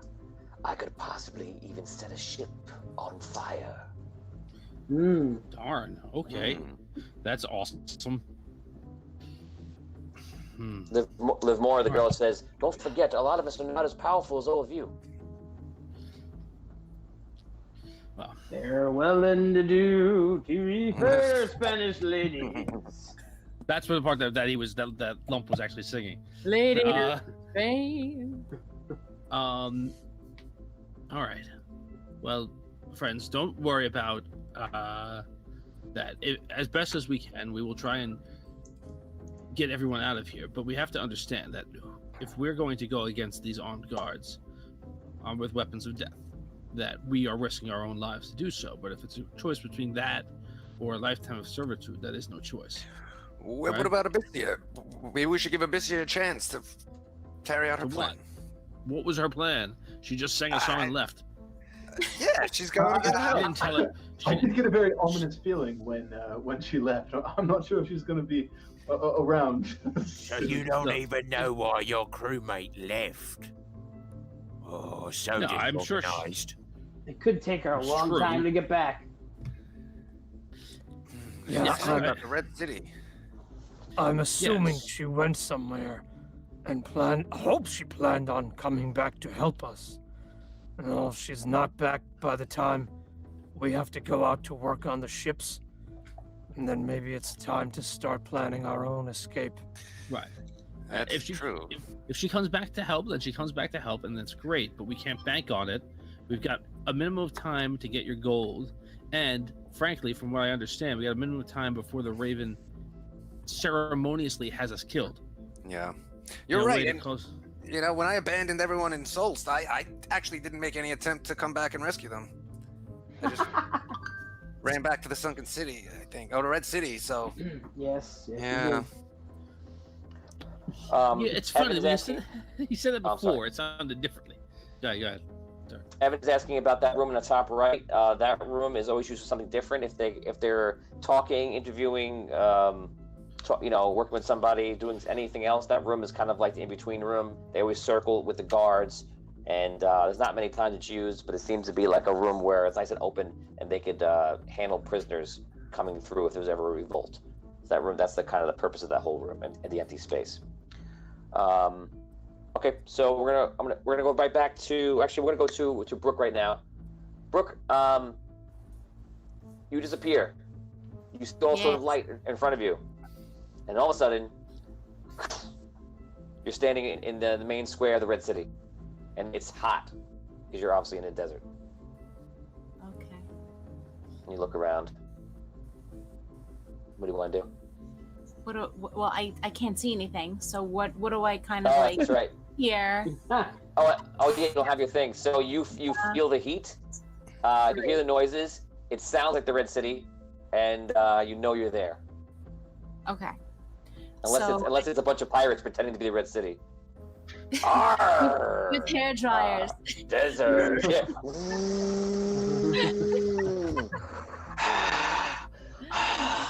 Yeah. Just breathing on me. I'm a vulture. Arg. I'm the king of the Red City. They're look at all these horses. They're just like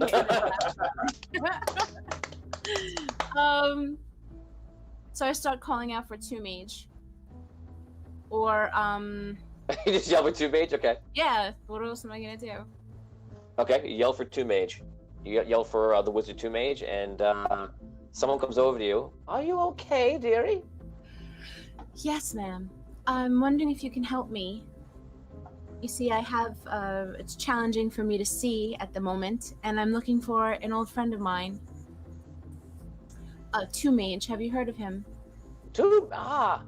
Yes, he's a famous wizard that works for the king and the queen. Yes, King Argon. Is he here? Are they here? Can you take me to the king? I'm pretty sure the king is not here. But I can take you to the fortress, the Red Fortress, if you wish. Yes, please. Do you know if Two Mage is here? I don't know, but don't worry. I'm totally not a pirate trying to deceive you. Here we go. Well, you don't smell like a pirate. My scent is like, wouldn't I smell something off if it was like a smell that I knew? Let me roll. Yeah, everything seems fine. Oh, good. She totally smells like a nice old lady, not a sweaty man. My whole life, and I was just in a place full of pirates, and now this old lady. Okay, never mind. Go ahead. Take me, lady. Let's go. Come with me. You seem very distressed. Okay, she takes you off. We're going back to Thistle. Thistle, you're swimming in the waters, or at least attempting to. You've made no progress. You're gonna need to make another roll. Is there anybody on the dock where they threw me off? You can't even see the dock right now really well because you're being tossed around. If you've ever been tossed in the beach for a while, yeah. 21 actually. There you go. You made a roll. Okay, so you managed to stay away from the rocks. Now you can see that the ship is nearby. The current is very strong. Every time it swells back and forward. You can take one minor action this round, and then you're gonna have to do another check. I guess I want to start moving out of the mouth. I want to like go out of the cave. Okay, left or right? Oh, you mean like when I come out of the mouth? Yeah. Just Left. choose one. I'm trying to remember what the map looks like. Left. Okay, so you go left. You start swimming outwards. Give me another check for a 20 to escape the swell. If you do so, the check will go down next time. This is your next round, obviously. I rolled a 1, but I will re-roll that because I can naturally re-roll ones. It's always nice to have. Yes, it is. It's probably the best halfling feature in AOD Dungeons. Yeah. Oh, yes, it is. 21 again. Okay. Nice. Nice. Okay, so you pull out. You're further because you're a little bit tired because of the stress. Because you're still closer, the checks will lower down to a 15. You escape the threshold of it, and it's a lot easier than it was. Where are you heading? What's your goal? What do I see? I mean, I don't know. Is there? So the rocks. No, well, there's another dock. You know, if you keep going, you eventually would run to another one, but that's quite a way swimming wise.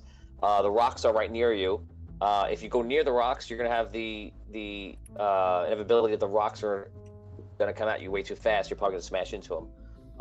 And if you were to swim backwards, you would imagine you would see the barracks and the lock and key barrack and prison very high up in the center of the island. So right now, you're probably about 20-something feet off of the island. Do I see any boats out into the water?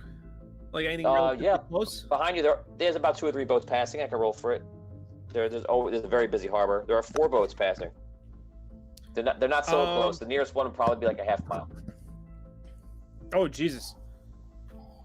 I need to get on land because there's no. I mean, how far is it from where the island is to the shore? You feel like that you could try swimming it, but you are as equally likely to get tired and not make it. Yeah, that's what I figured.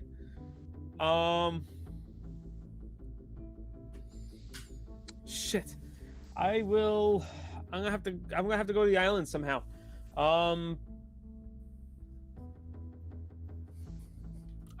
Is there any piece of land? And they can disconnect? Oh no, somebody disconnected. I'm here. Oh no, I saw somebody disconnect. I wasn't sure who it was. Is there any land that's flat around the entrance or exit of this cave? No. Nothing. Everything's rock-based, right? It's purposefully done. You know, the way they designed it. So I would have to swim out around it, I guess, to get to anything. You're either gonna swim and go right back into those harbors. You're gonna risk some kind of weird idea to get over the rocks, although that's going to be very deadly. Or you take a shot and you swim out into the open water and try to hit one of the ships. Or you have some other idea that I can't think of. Okay, Those are all your obvious options. I am. You want to think about it? I'll come back to you, or do you want? No. I'm gonna swim out into the harbor and go for one of the ships. Wow. Okay. Good luck. I'll let you do that, and we'll come back to you. Guys, going back to inside. Something from one of the fans, from Saren for Livmore, suggestion. Gathard, who's a dragonborn, perks up and his tail wags excitedly. Perhaps you could find my Stein of Bahamut smiting. It's well built and sturdy enough for beating the enemies of Bahamut, while not spilling a drink. You see, they're all talking about things about escaping, and everybody's trying to figure out what they're going to do. And a lot of the other prisoners keep referring to like the vault where they keep all the items, and that they kind of want to make their way there. It seems to be the general idea of trying to survive, get out of here, get to the vault, and get all their stuff.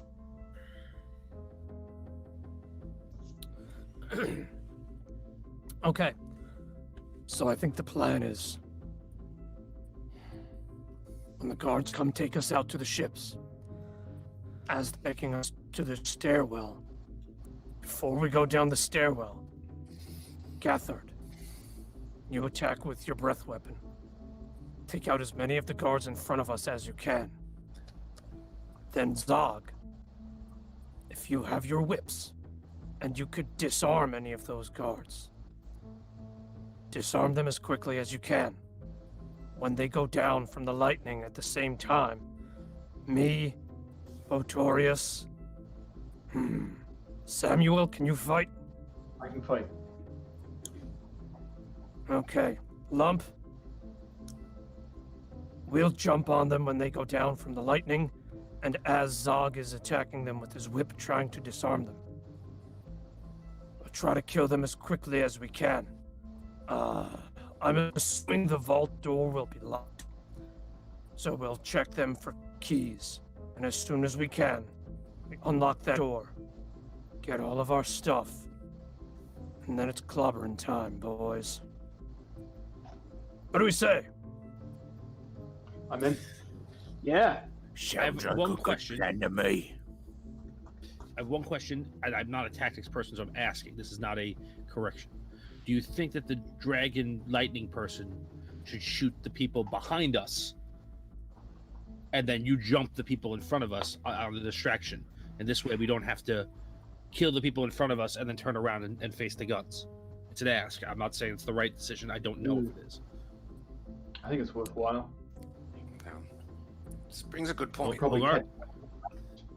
I'm asking you. It's your plan. Okay. So that means that Bo, Samuel, Lump, we're gonna have to attack these guards and try to get the jump on them. Ready. All right. Want me to help? Jacques, yes. You come up front with us. Gathard, attack the guards that will be behind us with your breath weapon. Everybody else will have to attack those guards behind us. And if we need help up front, I'll call for it. What are we doing about these guards in the middle walls? Would the staircase give us? Because we're going to be walking through the compound, so we're going to be in that tight corridor. So I don't think they have a line of sight on us there. Got it. Okay. Yeah, by the time we get there, like you said, won't they be firing into like a narrow hallway? I guess they could take, if we're doing it right on the steps, probably far away from the walls with the door. That's probably a good idea. So let's go for it. Okay. Are our hands like in manacles? Say that again, Michael. Are our hands in like manacles? Like, are we chained up or anything, or do we have freedom of movement? You have freedom of movement right now. Last time they brought you, they did bring you into manacles, and then they re-freed you once you were on the boat. We're gonna do clubbing blows anyway.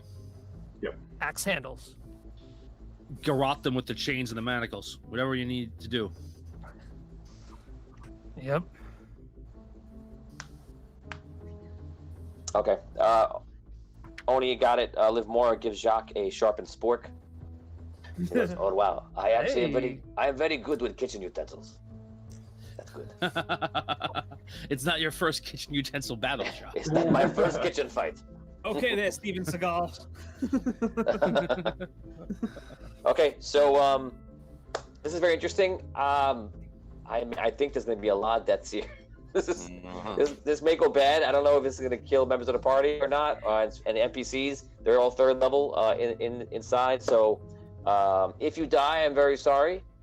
And if you live, I'm very happy for you. So remember that I am DMing it to be very balanced and fair. If you're in a situation that's overwhelming, I'm going to show you overwhelming force. If it's very equal, it'll try to be equal. And if it's in your advantage, you'll have the advantage. But yeah, this could get rough. Hopefully it goes easy. You never know, and it's hard to predict. So good luck to everyone contributing, crew, guests, and fans. Here we go. Here we go. I'm pumped. So you guys leave the area. You let the guards take you out for work, correct? Yep. Okay.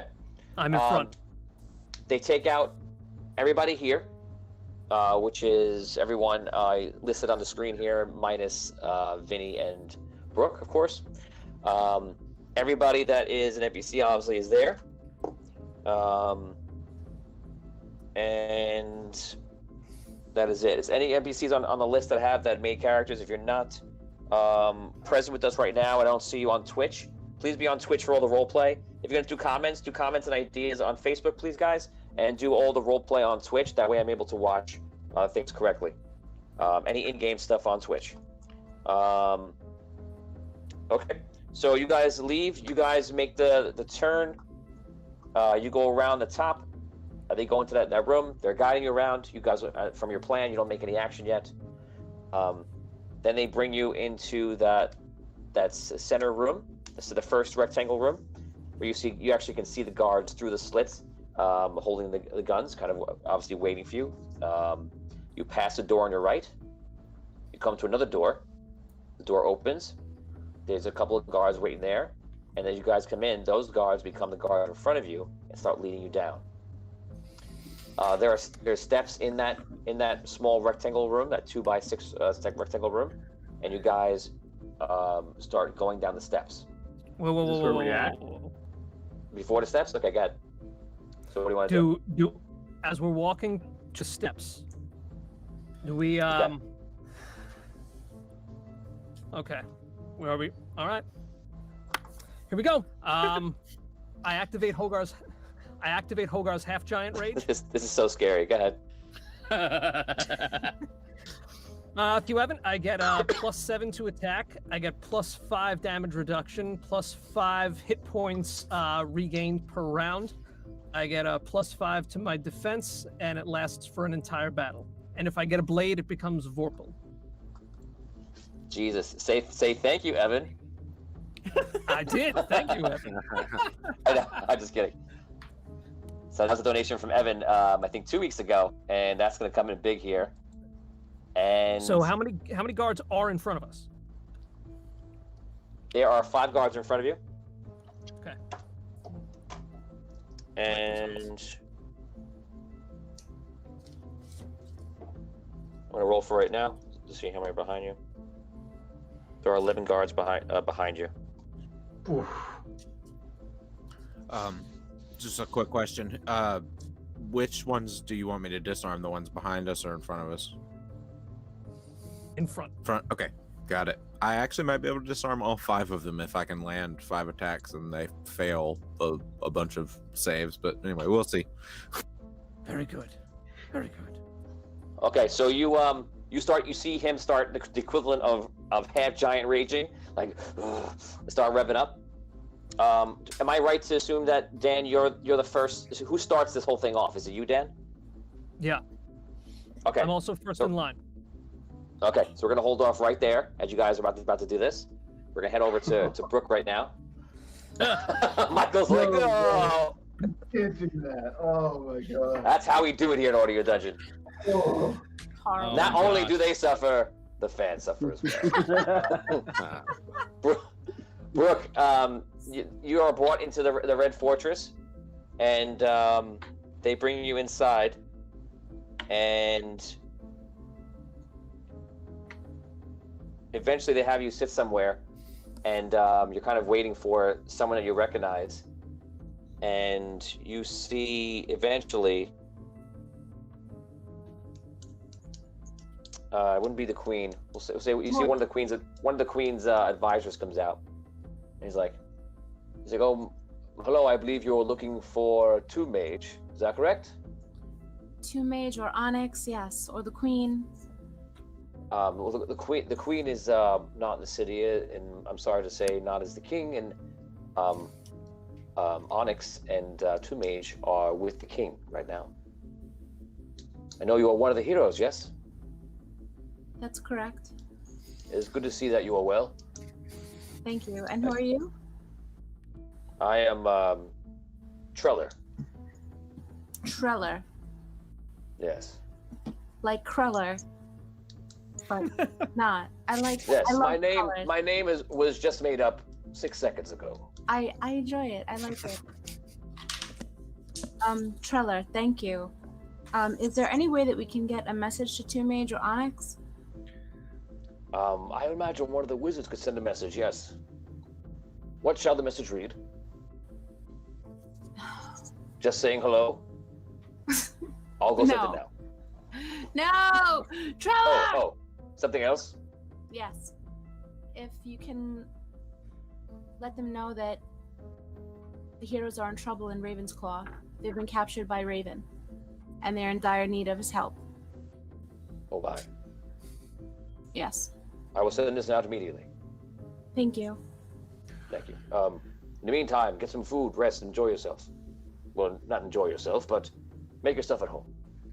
Thank you, Treller. Is there any way that I can go to our tower? Of course, I can have some guards escort you there. Thank you. Okay, so they let you go to the tower.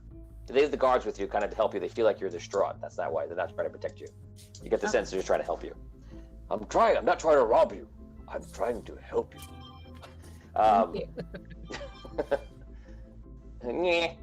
So they take you off. You go to the tower. If there's any items in the tower that you wanted, you have access to everyone's items. Okay, Weapons, everything else. I take everyone's stuff. Yes. Okay. So you head over to the tower. What do you do in the tower? You just relax, or? I look for anything that anyone's left behind. And Okay, you mean there's lots of armor, but it'd be too much really to carry. I look for a weapon. I look for A weapon? I look for a bow and arrows. My original. No, they took it. All right, well, I guess I just get my regular stuff. Okay, do you have stuff to get? No, just my armor, my leather armor. Okay, so you put leather armor on. I mean, yeah, and that's it. That's all I had. That's Great, so all I had. it was worth the trip. Well, I had everyone else's stuff there too. I want to take. I don't know who left it. I'm just teasing you. I don't know who left what there. I feel bad because I'm like seeing all the remnants of my friends, and it's like I hope that they'll hear me. It's a great movie scene. You you can't look around, but you can feel their armors around. I do. Well, it's just like, yeah, I'm surrounded by all of their things that are like in my head, like they're just on like mannequins, you know, and I'm just like standing there, and it's like so sad and lonely, and God, it's making me want to cry. Someone's there. A member of the group is there. Oh, that's right. All of a sudden you hear, and you see Lucky come up. Lucky boy! He licks your face. Oh, good boy. Oh my God, this is amazing. I'm so happy to see you. Where's Holgar? No, I'm kidding. I was like, what? I mean, woof. It's okay, boy. We're gonna get you back to Holgar. Mm-hmm. I know. Mm-hmm. Come on, let's go take a nap. Okay, Lucky seems like he misses Holgar, and he kind of like circles you and stays with you. Okay, cool. Sweet. Lucky has joined the party.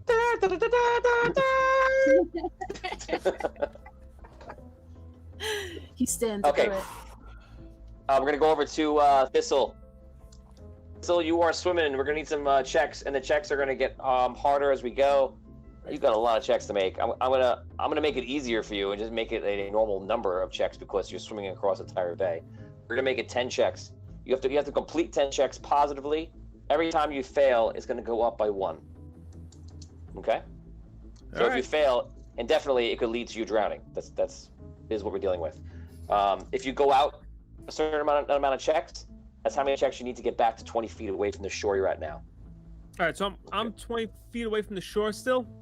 Yes, you're 1 check to go away from the shore, and then we're. I want to ask one question before I start swimming towards a boat.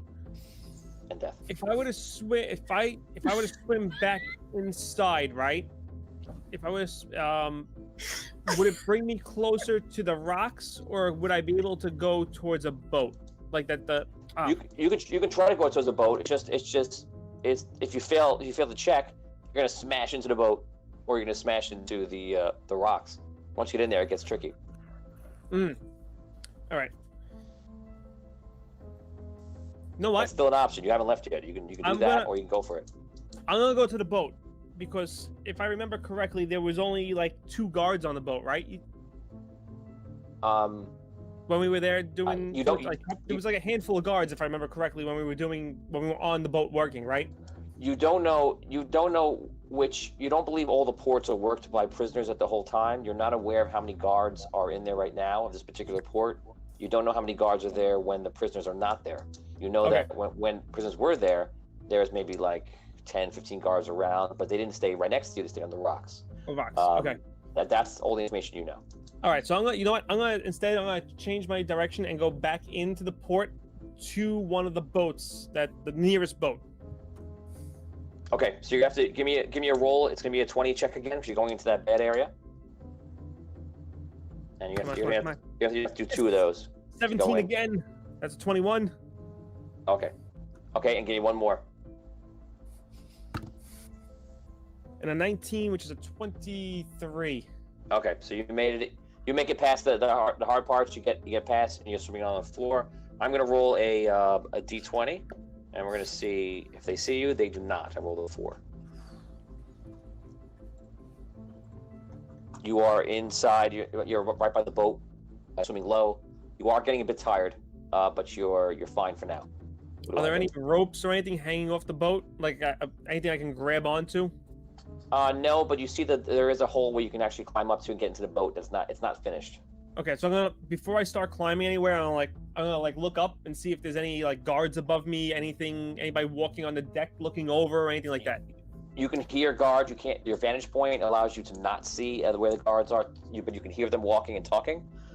When you climb up, you know you might be in sight for a second. It's going to be a roll. Okay, do it. Okay, you go climb up. I'm going to make the roll right now. If I roll a, we're going to say a 16 to 20. You see, 14. They did not. Whew. So you roll up. You catch it in between very nicely. You get inside. And it seems like there might be like 1 or 2 individuals on top of the boat. The boat is, partially done and such. So, what's the next thing you're gonna attempt to do, and then we're gonna go over to somebody else. The next thing I'm gonna do is look for some sort of a weapon, anything. Like if it could be a knife, it could be a crowbar, it could be a nail. I don't care what it is at this point. Okay, you do find like a working hammer. Like a mallet. Okay. All right. Okay. So you attacking with that mallet would be 1d4. All right. We now go back to the epic battle that is about to take place in the center of Ravensclaw's prison. Dan Hogar, you are leading it off. This is in the center of the whole thing, right before the steps. It's your choice to do it before the steps, on the steps, or after the steps. It's your game. Go for it. I'm gonna do it before the steps. Just as we get to the steps, I'm just gonna go and try to charge into the closest guard to me, and do what I can to knock them into the other guards. I would like to be charging behind him as well. Mm-hmm. Okay, and I'm gonna rewrite this. So forward people are Hogar. Zog, you're going forward too. I'm up there with those guys. Okay. Then I'm going to activate my Dwarven Battle Rage that I just got, thanks to Evan. Awesome. Michael, you're going forward too, you said? Okay. Jacques also. I would like to largely try and use my goblin sneakiness to remain hidden behind Hogar until the very last minute, where I jump out from behind his legs and start fighting. What was the ability? The goblin what? Goblins have nimble escape. They can just hide as a bonus action. So I'm just going to try and basically just like tuck behind Hogar and then just sort of hop out. Like, just for flavor mostly. Nothing mechanical really with it. But Gotcha. Okay, so I have Hogar, Zog, Botorius, Michael, and Jacques going forward. Who is facing the back guards, if any? How's that, and what's happening with there? And let me know, everyone on chat right now, this is your chance. What are you doing? Just tell me, give me something very short and simple. If you're attacking a guard, and if you are, is it the guard forward or back? Evan says he's going forward. So that is, Volt is going forward. Anyone else? And what's everybody else doing? Tom, what are you doing? Tom, you're muted. Yeah. And Rob, what are you doing also? I'm waiting for the Dragonborn to hit the people behind us with lightning. Yeah. And then I will try and murder one of the people who fall down from lightning. Okay.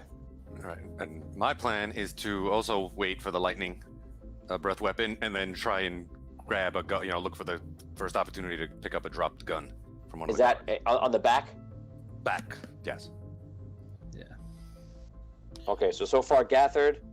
Unless God says otherwise, Gathard, Arky, and Findalar are going towards the back where there's actually more guards. Yeah, we need a little more juice back here. I see the plan, but this may backfire on the rolls. Oni says they're following Holgar. So that's Livmora is following Holgar. Livmora is front.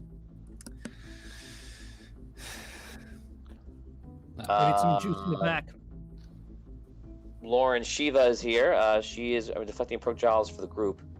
I'll say you're projecting in the back because that's definitely where there's more projectiles. Unless you want to say otherwise. Gather will use his lightning breath upon the guards at the back when told. Dex 11 saves since he has 3rd level and 2d6 damage. Thank you. And that's all I got from here.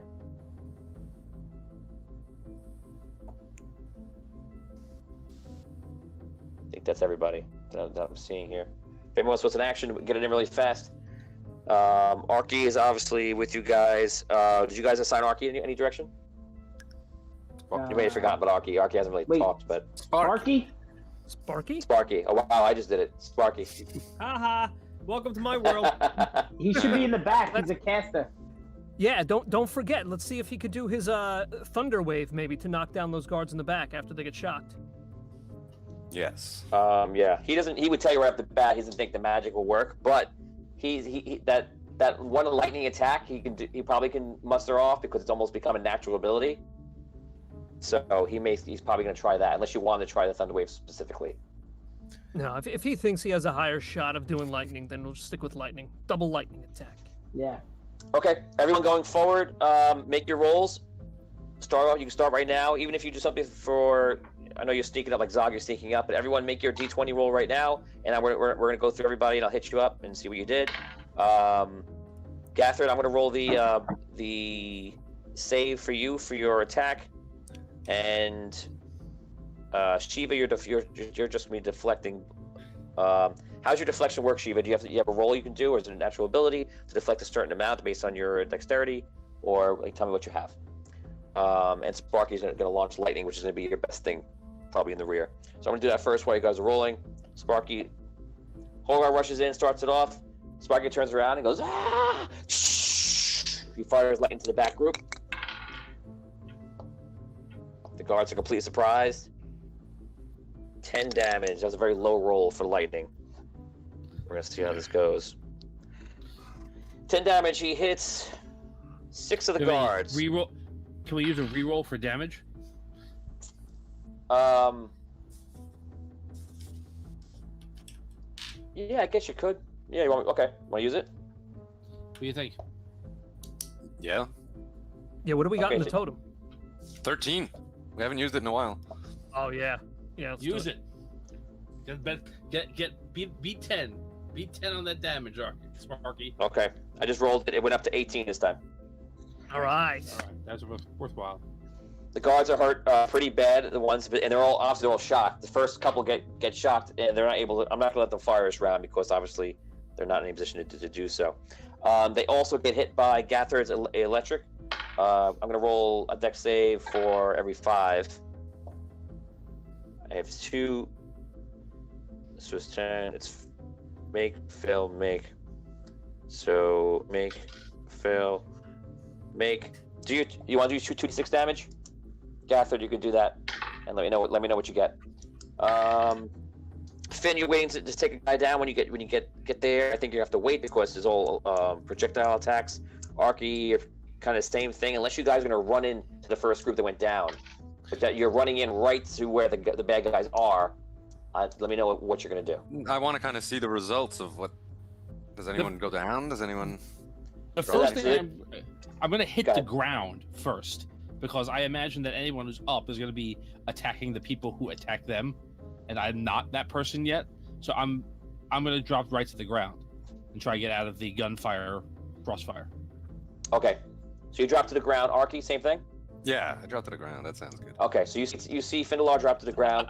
Shiva walks in front of you, and Shiva with whatever she's using.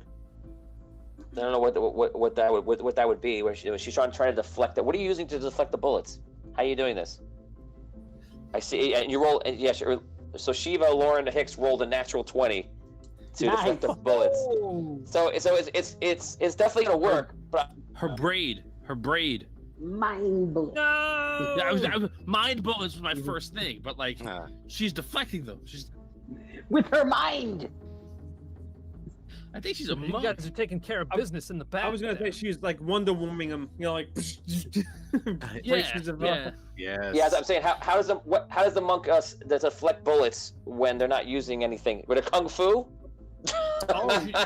Yeah. Her braid. She's using her braid to whip the bullets away. It's a superhero fantasy game. I was about to say, I think she's liberally using the deflect arrow feat. Yeah, exactly. I am. We're gonna have to say that. Okay, so what I'm going to say to make this work, because I don't believe that a monk is going to deflect the bullet, but unless maybe it's an epic level monk, which you're not. So what we'll do is we're just going to say roleplay wise that so Gathard opens up, Gathard shoots lightning, Sparky shoots lightning. They get hit. Obviously, that's a big explosion. The guns go flying. I'm going to allow you to pick up a broken gun because the gun would have got almost broken in half, and you're using the gun. And because of your monk skills, you then use the gun to deflect. Go. So I'm gonna allow you to block some bullets when it comes in. Since you rolled a natural 20. She writes in here. Oni writes in here. Deflect missile starting at 3rd level. You can use your reaction to deflect or catch the missile when you are hit by a ranged weapon attack. When you do so, the damage you take from the attack is reduced by 1d10 plus your dexterity modifier plus your monk level. If you reduce the damage to 0, you can catch the missile if it's small enough for you to hold in one hand.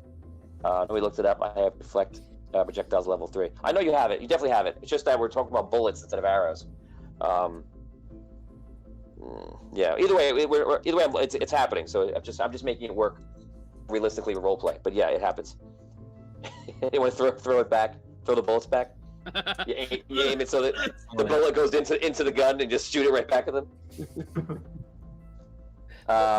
She chews it into a missile. It's like yeah. She chews the bullet. It's like one of those Taiwanese action movies. The guy catches the bullet and spits it out like a machine gun. Okay, so we'll get to the deflections in a second. Let's go to the top. And Hogar, what's your attack? All right, here we go. Charging in. Roar! Yes, 11 plus 12. It's a 23. Hit. Yes. Start rolling your damage. I'll come back to you, Zog. All right, Zog gets 4 attacks. So he's a crazy little whip-lashing monster. So a 10, a 19, a 17, and a 23. 2 hits. 2 hits? Okay, all right. So on 2 of them, I'm going to spend my superiority die to make them roll a DC 17 strength check, or they drop their weapons. 2 fails. 2 fails? Okay, so they drop their weapons and they take, let's see, 5. The first one takes, sorry, I roll a couple of different dice for, nope, sorry. Sorry, it's trying to use this dice roller. All right, so 13 damage on the first one.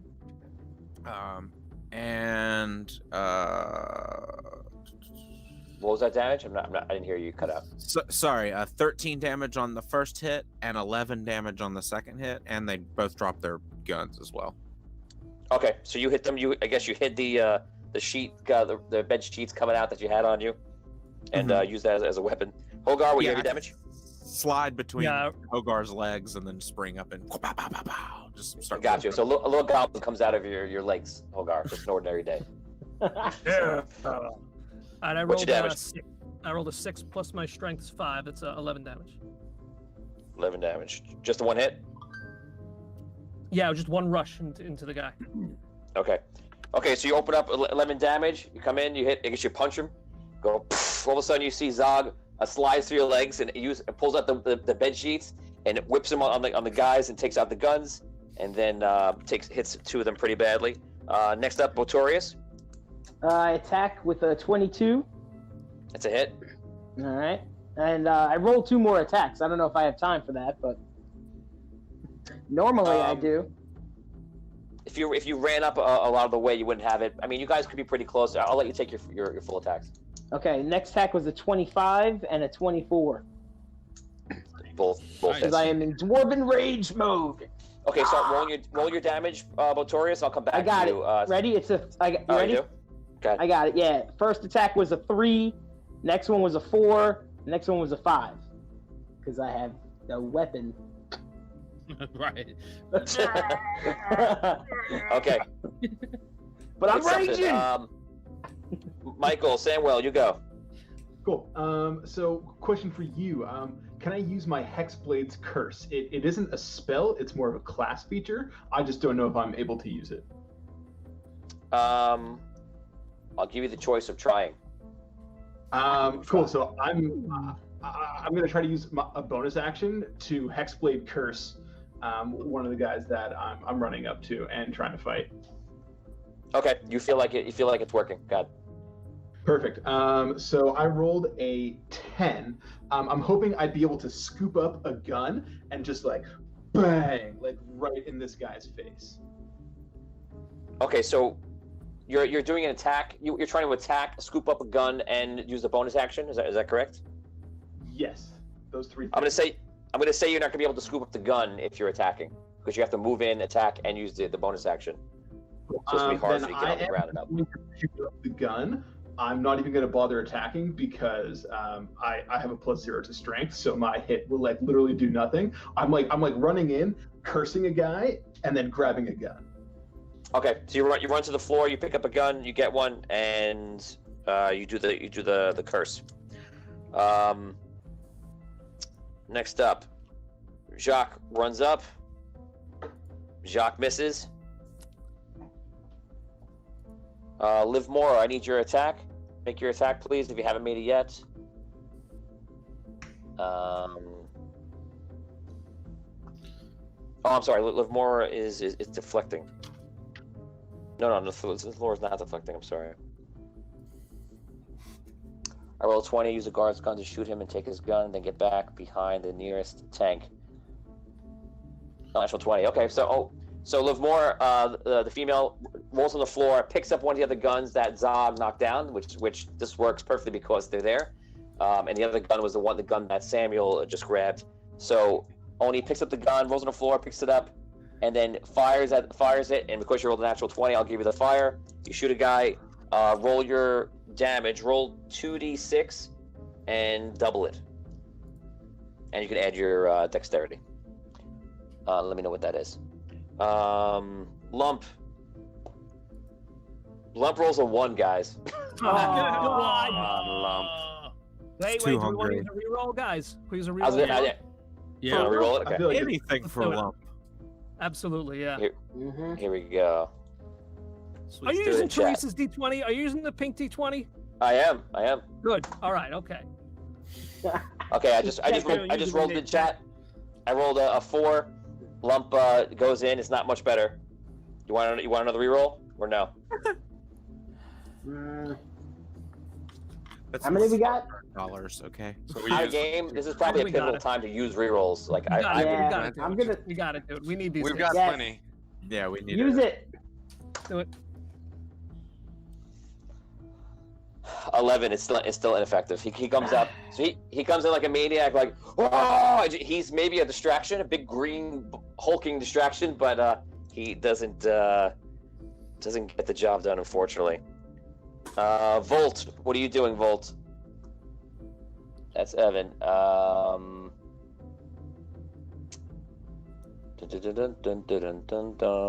let me know what you're doing. And I need the 24 damage from Oni with the gun. So on the gun, he pulls the gun up, just pulls it up. He hits the guy in the head, and that pirate just dies and falls back. All the other pirates have been hurt pretty bad in the front. Front-wise, it's going very well, and back-wise, it's not bad either because the lightning did a tremendous amount of damage. What was the damage? What was the lightning damage? Gathard, give me the lightning damage again. I need that. Derek. Okay, and while I'm waiting for that, we're going to do now their attacks. So you surprise the guys in the front. They're not going to get their attacks. The guys that were hit, by the first lightning hit, I'm not going to give them attacks, but the second one I'm going to give them. So there's 6 guys out. The front guys don't attack. So the first round is going to be 5, 10, be 6 attacks. Now these will be deflected by Shiva for the most part. So I don't think they're all going to get through.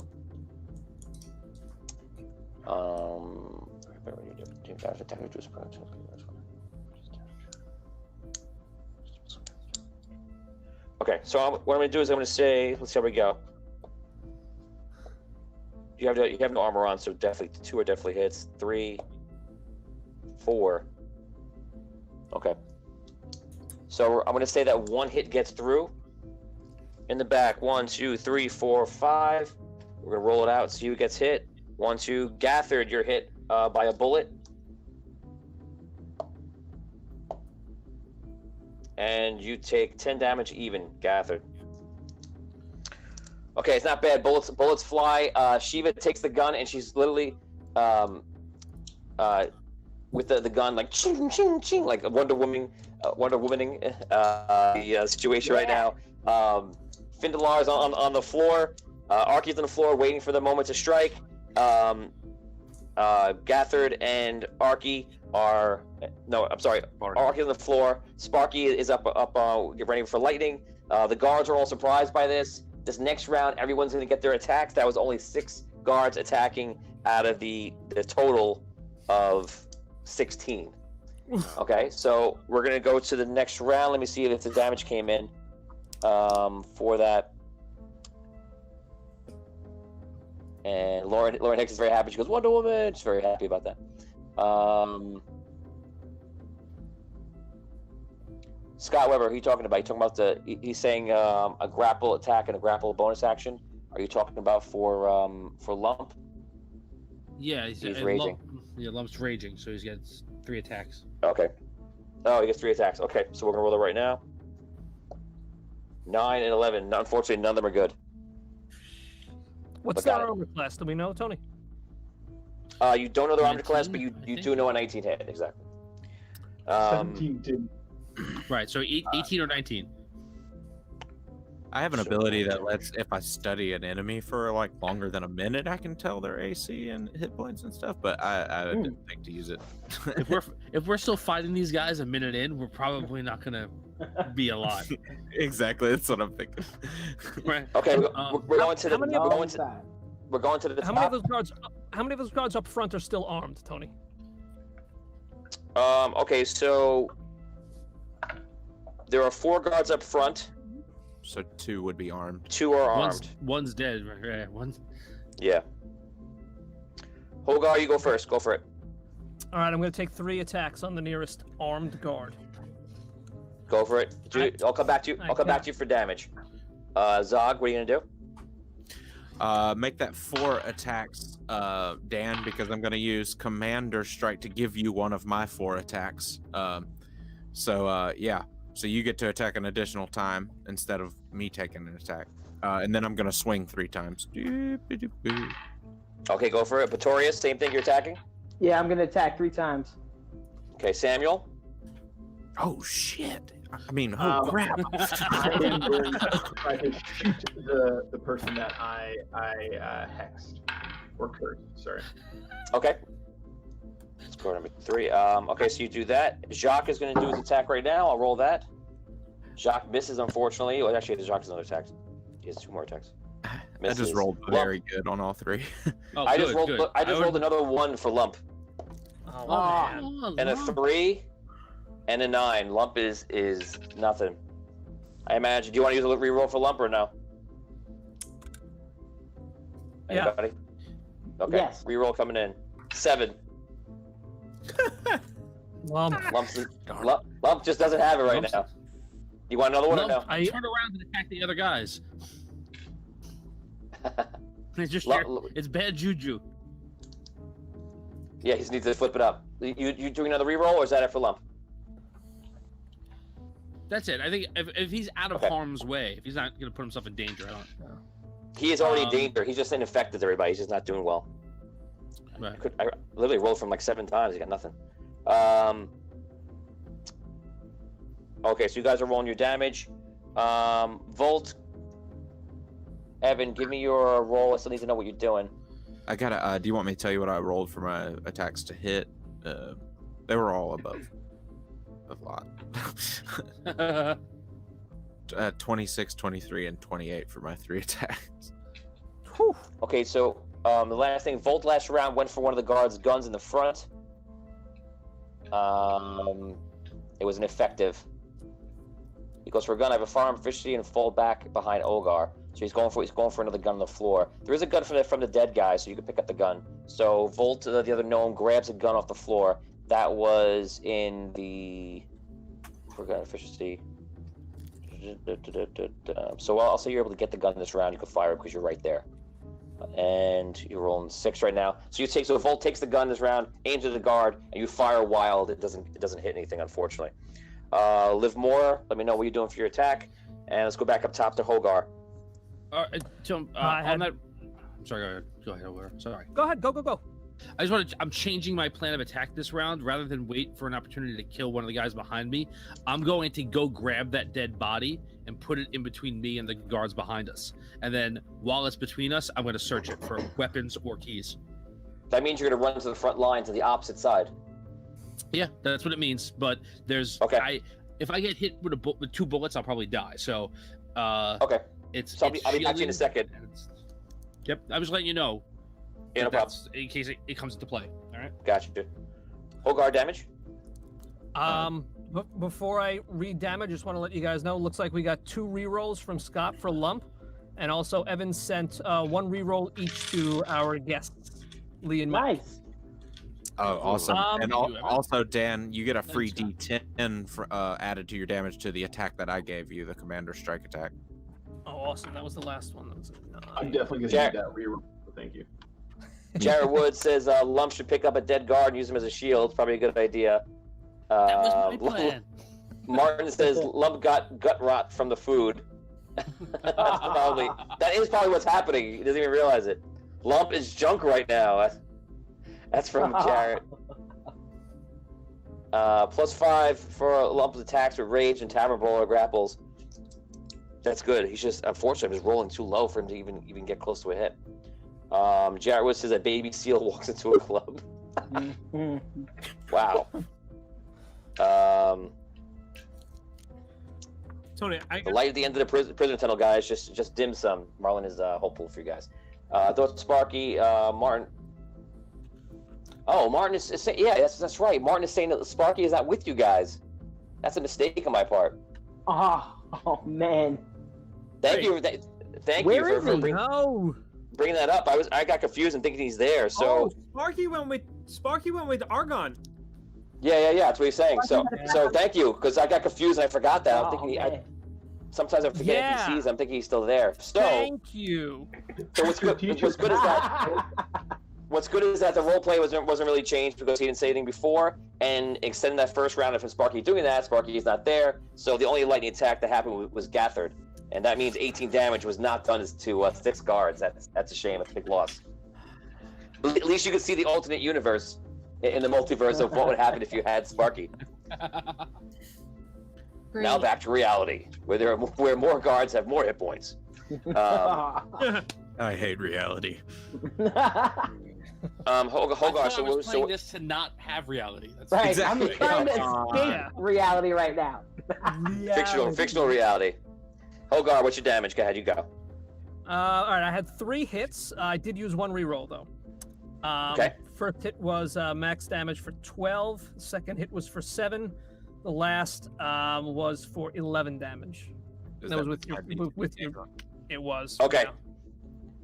So two of those hits you put on the guard you were fighting before, and the guard goes down, and then there's a guard right next to you, so you're able to use that last one. It's 11 damage, so you can hit that on another guard. This is one of the guards that Zog is fighting. Zog, you go.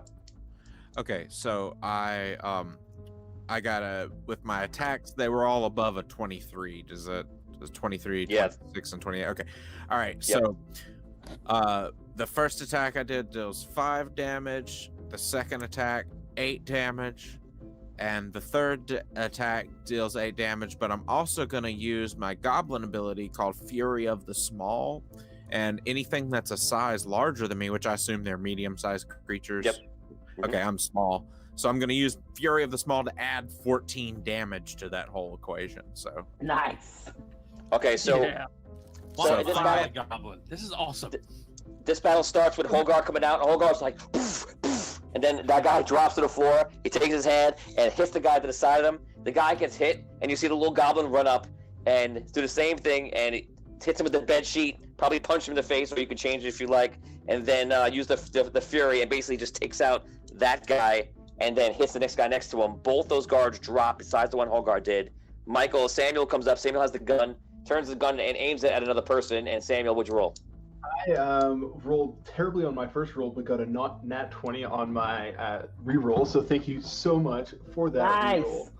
Oh wow, that's big. So I'm going to. So I shot the guy, and I just wanted to confirm it was 2d6 for the gun. Yeah, so you can damage 2d6 times 2 plus your dex. Cool. Oh, sorry. So 2d6 times 2. So that was 8. So 16 plus my dex is 19, and then plus my Hexblade's curse is going to be 24 damage. Wow. And then when I have my curse on, I can use a bonus action to do something that is called Maddening Hex, and I deal 5 damage to the cursed target and any other creature within 5 feet that I choose. So I'm going to add that 5 damage onto him and to the other standing guard. So you see him fight. He goes on the floor. He's still on the floor, kind of rolling amongst the ground on Holgar and Zog's feet, and everybody else. And Lump is just trying to get in the way and doing stuff, just freaking out. He aims a gun and shoots the last guy, and you see him kind of like sticking his hand out after the shot, and you see the bullets where the bullet holes go. It starts like blackening on the guy's skin, and the guy just gets dizzy, gets shot in the bullet. The bullet is like a bullseye into the face. And the hexing and the cursing is just like the suffering to add insult to injury, and that guard dies. All 5 guards are wiped out in the front lines. When that guy dies, I don't have a bonus. Like, this isn't a bonus action or reaction. It just says when I slay a humanoid, I can cause its spirit to rise as a specter that gains +6 temp HP. Roll initiative for the specter, which has its own turns. It obeys verbal commands and gets a +5 bonus to attack rolls. So after that guy falls, you can just see a ghost rise up, and he's gonna go at the same time as me. And he's definitely wearing a pirate's hat. Okay, so Lump sees that, Lump freaks out. What is ghost? I have a question, Tony. Sure. Since I wasn't able to do a movement action, is it okay if I like kick one of those guns that are on the ground over to Arky's character, just to make sure that because I know that he was one of the ones that wanted the gun the most. Roll a. You took your full action, right? Yeah. Okay. Roll a dex check. Give me a dex check of 15. It's a lot of things you're doing in a round, so we'll make it a little bit harder to do it. 16 total. Nice. Okay. So you do the whole thing, and cleverly as the experienced first mate of a ship, who probably can maintain a lot of things at once, turns around. You adeptly kick the rifle up to the air. Arky, give me a dex check to catch it. If you catch it, I'll give you a free shot. Oh no. No. Oh no. Yes, 19. 19. Oh, this is huge. So you turn around. You turn around in the air. You catch the gun. You get a free attack, Arky. You can take a free one with the gun, besides what your normal attack would be. Okay, so for free attack, I'll blast up at the closest guard that's behind us. Okay. And all right, 26. That's a hit. And 7 damage. Got it. Okay, this round, Findelar runs to the back. Findelar, you don't have to worry now because everyone died. You pick up the body and you're bringing it to the other side. That's basically your round. To run over there, pick it up, and bring it back. I don't want to bring it back. I'm literally just getting behind it as cover, and I want to search it. Oh, sorry. Okay. For any keys, knives, anything that we can use as weapons. You I'm do turning see it into a keys. shield. You do see keys. You do find a dagger on him, and that's it. Just his armor. All right. I take the keys and I throw the dagger up to somebody who can use a weapon. Hogar. Yeah. Stabby stab. Okay, Shiva yells up, "Hurry up, guys!" And she stands in front of everybody and tries to keep deflecting bullets, which we're going to see the rolls right now. And let's see. Livermore rolled a 17 for the shot that I hit. 17 misses. So Livermore misses, just misses. Let's see. What do we have for the gun attacks? Thanks. I'm trying to bash for 2 guys. For your gun attacks, you're just adding your damage. You're not adding anything for combat beyond a efficiency bonus. What's up? Do I hear any of this commotion from downstairs? Roll a d10. If you roll a 10, yes. Nope. 7. Okay. If you want to use rerolls, you can here. Nah, it's up to you. Okay. Well, tries to bash 2 guys' heads together, grapple again, and try to pass guns back to each other. If he succeeds in attempts, or just grapples 3 times otherwise. Attempts or just grapples 3 times otherwise. Lump's gonna come in. Lump comes back with a 17, a 19, and a 15, plus 5 in each one. They're all successful. So Lump runs the other side. He goes, "Me change lock! Run from Ghost!" And he runs across. He runs to the other side. We're gonna roll their attacks. They're firing bolts at the same time. When he gets there, he's got 3 grapples. So maybe I would even say that Lump is probably big enough where he can grapple 3 cards at once. I would allow that. We're gonna see that right now. Evan's gonna start putting one of the front guards' clothes on. Nice. Okay. So Evan's using his round to start disguising himself as one of the guards. And Gather, let me know what you're doing this round. That's all. I think it's the person I have left. Gather, just re-put up what you're doing if I didn't see it, or let me know. Okay. Okay, here we go, the guards, and then we're gonna do what Lump just did, and that is it. Okay, guards in the front are dead, so congratulations. The guards in the back, there are many. There are 11. And here we go.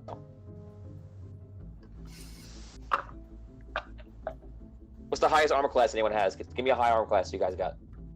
I have a 19. So do I. Okay. Got a 16. Well, which is no, it's an 18. 18. It's miss. These dice are done. 17. Miss. 5, 4, 3, 7. These are the rolls I'm rolling. Okay, here we go. Keep rolling them. Keep rolling. Here's a 19. I know. Those dice are 17. Yeah, those dice are amazing. Okay. 3 hits. Let's see. Well, sorry. 1, 2, 3, 4, 5 hits. This doesn't necessarily mean it hits. We're gonna go through the lineup. 1, 2, 3, 4, 5, 6, 7, 8, 9, 10, 11, 12. Perfect. The 12th sided die is gonna be used. A Dungeons and Dragons first ever in the history of tabletop gaming. A D12. It's happening. Botorius, a bullet comes to you. It is 18 attack. Is that a hit? Yes, that's a hit. That is a hit. You take 10 damage on the money. Okay. Shiva is hit.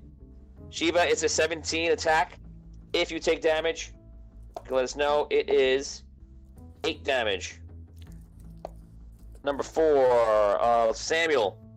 One of the bullets hit you on the floor. It is a 19. That is a hit. You take, not that bad. Well, you recovered well. 9 damage. Botorius, you have another hit on you. Oh. It's a 17. Is that a hit? Yes. I don't have my armor on. 9 damage. And this is a bad one if I ever gets this one. Oh, Samuel, you have another hit on you. 21 is the attack. Oh, this is high. This is 15 damage. about the max I can do. Okay, so they hit. Lump's off survive. Lump gets the other side. I have Lump's rolls. Opposing grapple checks. None of them make it. I'm so happy to roleplay this. And Lump runs to the front. They're all firing at Lump. It's like the Civil War. They're all firing, and Lump just runs through them, not caring about bullets. Grabs 3 of the guards and just like tackles them and has the 3 of them in a headlock. Yeah. Yeah. That is his round. Shiva takes damage. That's right. Okay. Roll 6, 17. Evan, so you see Volt on the floor searching the guard. You find a dagger. Same thing that Tom Findelar found. Sephora saying sleight of hand to steal a guard's sword. George for stabbing the guard and surprise and sneak attack. If you want to steal one of the guards, it's easy to steal them right now because you can take off one of the guards that are not really doing much. So if you want to run over there, you can. But if you're facing the guards and you're deflecting blocks, I would say don't do much else. Shiva's still blocking, but she takes damage. I'm gonna take away 2 of those hits. Let's see who it is. One's Pretorius. Pretorius, you can minus out that last hit I gave you. Okay. And that's it, just you.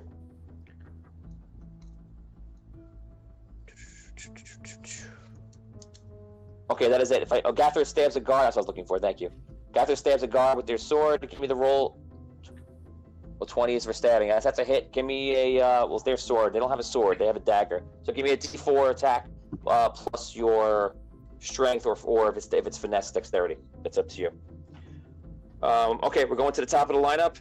It's not going. I would say it's not going too bad. We're gonna try to finish this up real quick. So Lump has 3 guards down. A bunch of guards are hurt. Lump has 3 incapacitated, which means there are 8 guards that are up in the back. Holgar, you're up. All right, as I'm gonna run to the other guards. How far away am I? My question is, will I be able to get off an attack if I bum rush them and try to tackle another one?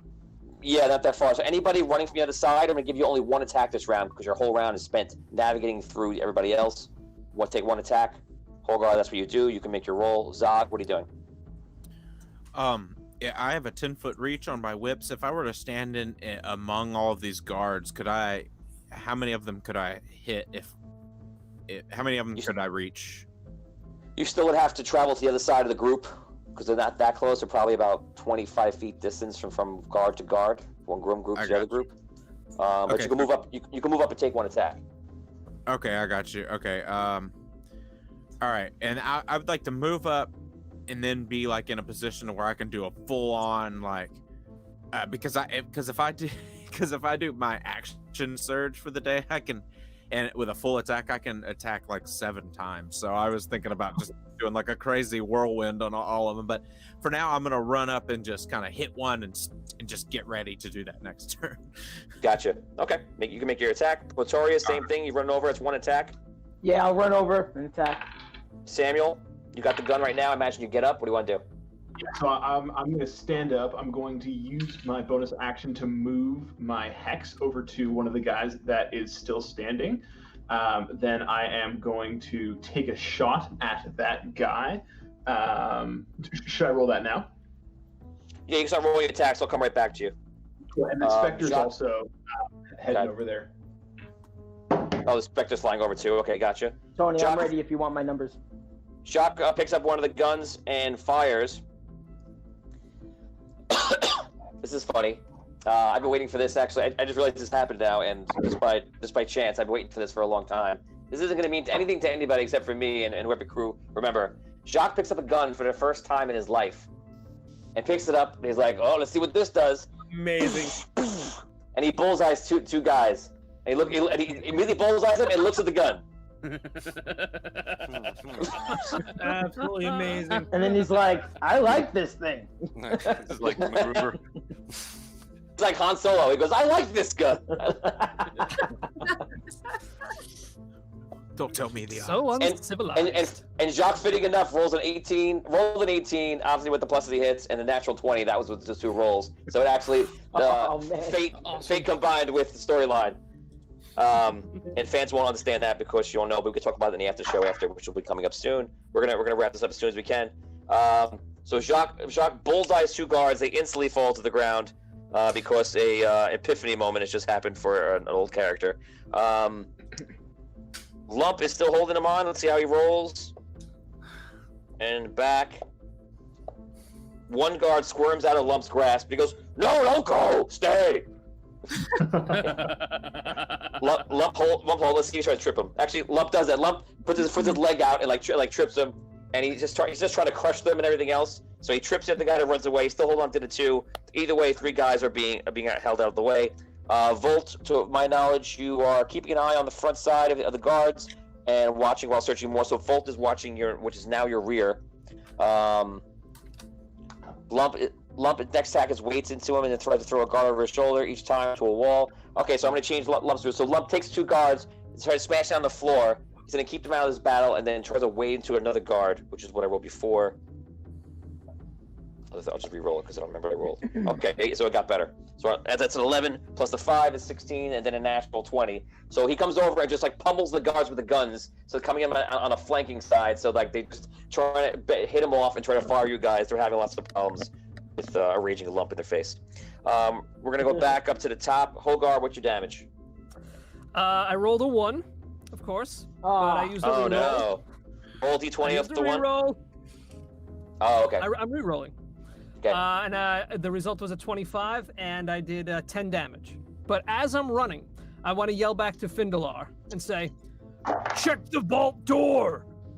Check the down guards for keys!" You say vault door? Yes. Okay, there's no vault door you guys are. You know that, right? Just no confusion. You yelled at. You want them to find the vault, but is everybody aware there's no vault in front of you? Just so there's no confusion here. Yes. Okay. So you yelled them to look for the vault door. Who did you say that to? Findalar. NPC or Findalar? Okay. 10 damage. I got it. Zog, what are you doing? All right, so I got a 24 to hit with Zog, and because I'm using because I ran at least 10 feet, I'm going to use my charger feat and boost my damage by 5, so that's 10 damage total. 10 damage total. Both the guys that Holgar you hit and that Zog hit are very low. They're hurt. Botorius, you go. You have 1 attack. I crit, natural 20. Ooh. Yeah. What are you using? Ooh, You have a weapon yet or no? my bare hands. 14 damage. Bare hands? He does. Tony, A he loaf does of bread. thing on those, right? You have vocal on those? He does dwarven bread hooks. This guy and this guy. Ah! I missed. So what is your damage? 14 damage. 14 damage. That is a kill, Greds. Yeah! You beat the guy into submission, dwarven style. Dwarven negotiation. Excellent. Samuel, you're up, and you're Spectre. Cool. So I rolled a quite high to hit. That's 14, 18, 21. That's it. I did my damage, and it's 18 damage, and then 5 damage to everybody within 5 feet of him, or all the guards within 5 feet of them. Yes, they pretty much are. It's a lot of them. It's a lot of them. And then that is the Spectre kind of floats over to the guy that I hit with my gun. If he doesn't die from the 18 damage and does 7 more damage, he does. Because so then he would do 7 more damage to somebody else. He rolled an 18. I'm not sure if that hits. That is a miss. Okay, cool. So then Spectre just. I want to hit the dead guy. Holy Ghost, Holy Ghost. Okay, so the Spectre is going there, but what I am going to roll is for guards that are staring at a ghost that's attacking them. I'm going to roll a morale check because they don't know what the hell's going on and they are still fighting. They're freaked out, but they're still doing their duty. You said yeah, duty. Jaka did it already. Volt did it already. Gathard, I need your attack for this round. Guys, you need a 19 to hit.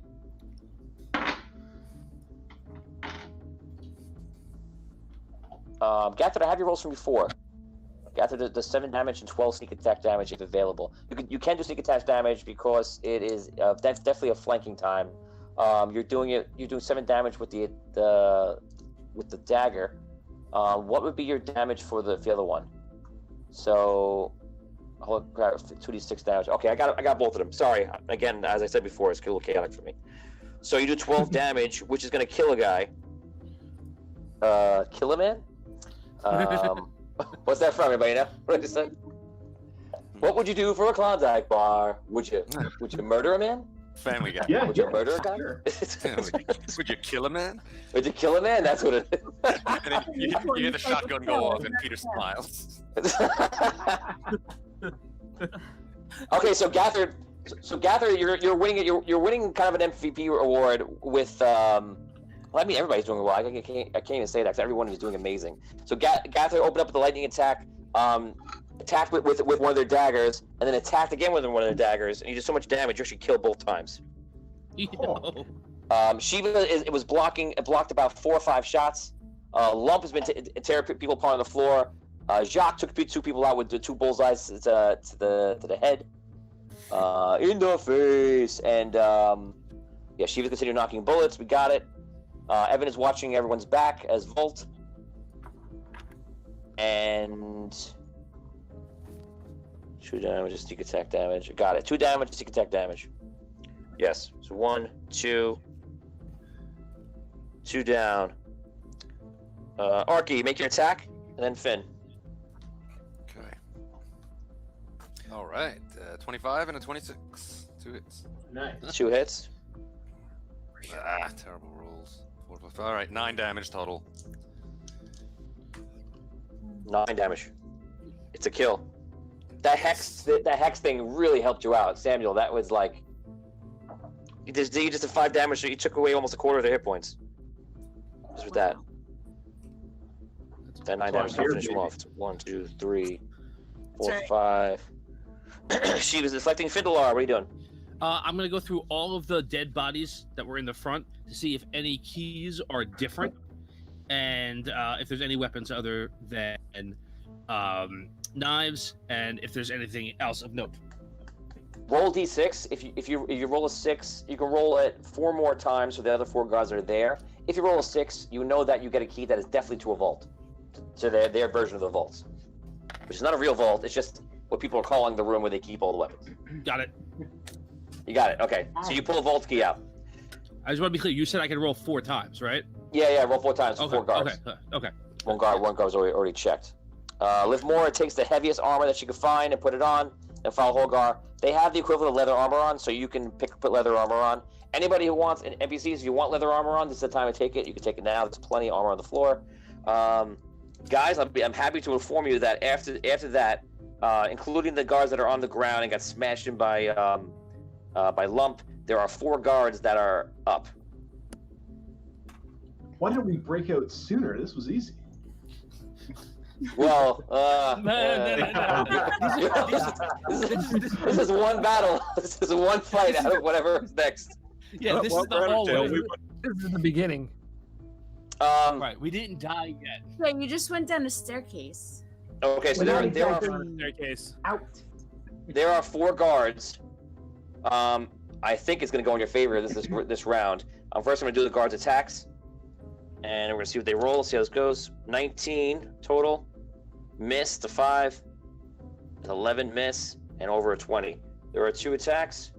The mighty D12 roll. It is the last person. Shiva, you got an attack on you, but you're probably deflecting. So I'll disregard the attack because that's pretty much what you're doing.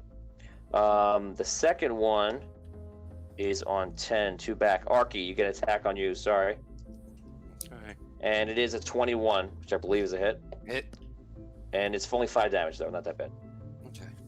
That's it. So you guys just have so many people. I mean, you have all of the fans helping you out. You have an onslaught of people with all their special abilities. You have 2 guests today, and almost the entire group. So everyone is doing a lot of damage. You are minus Distal and minus Abyssia, but you are doing a lot of things, putting a lot of things together. Besides Lump having that bad luck in the beginning, you guys are terrorizing people.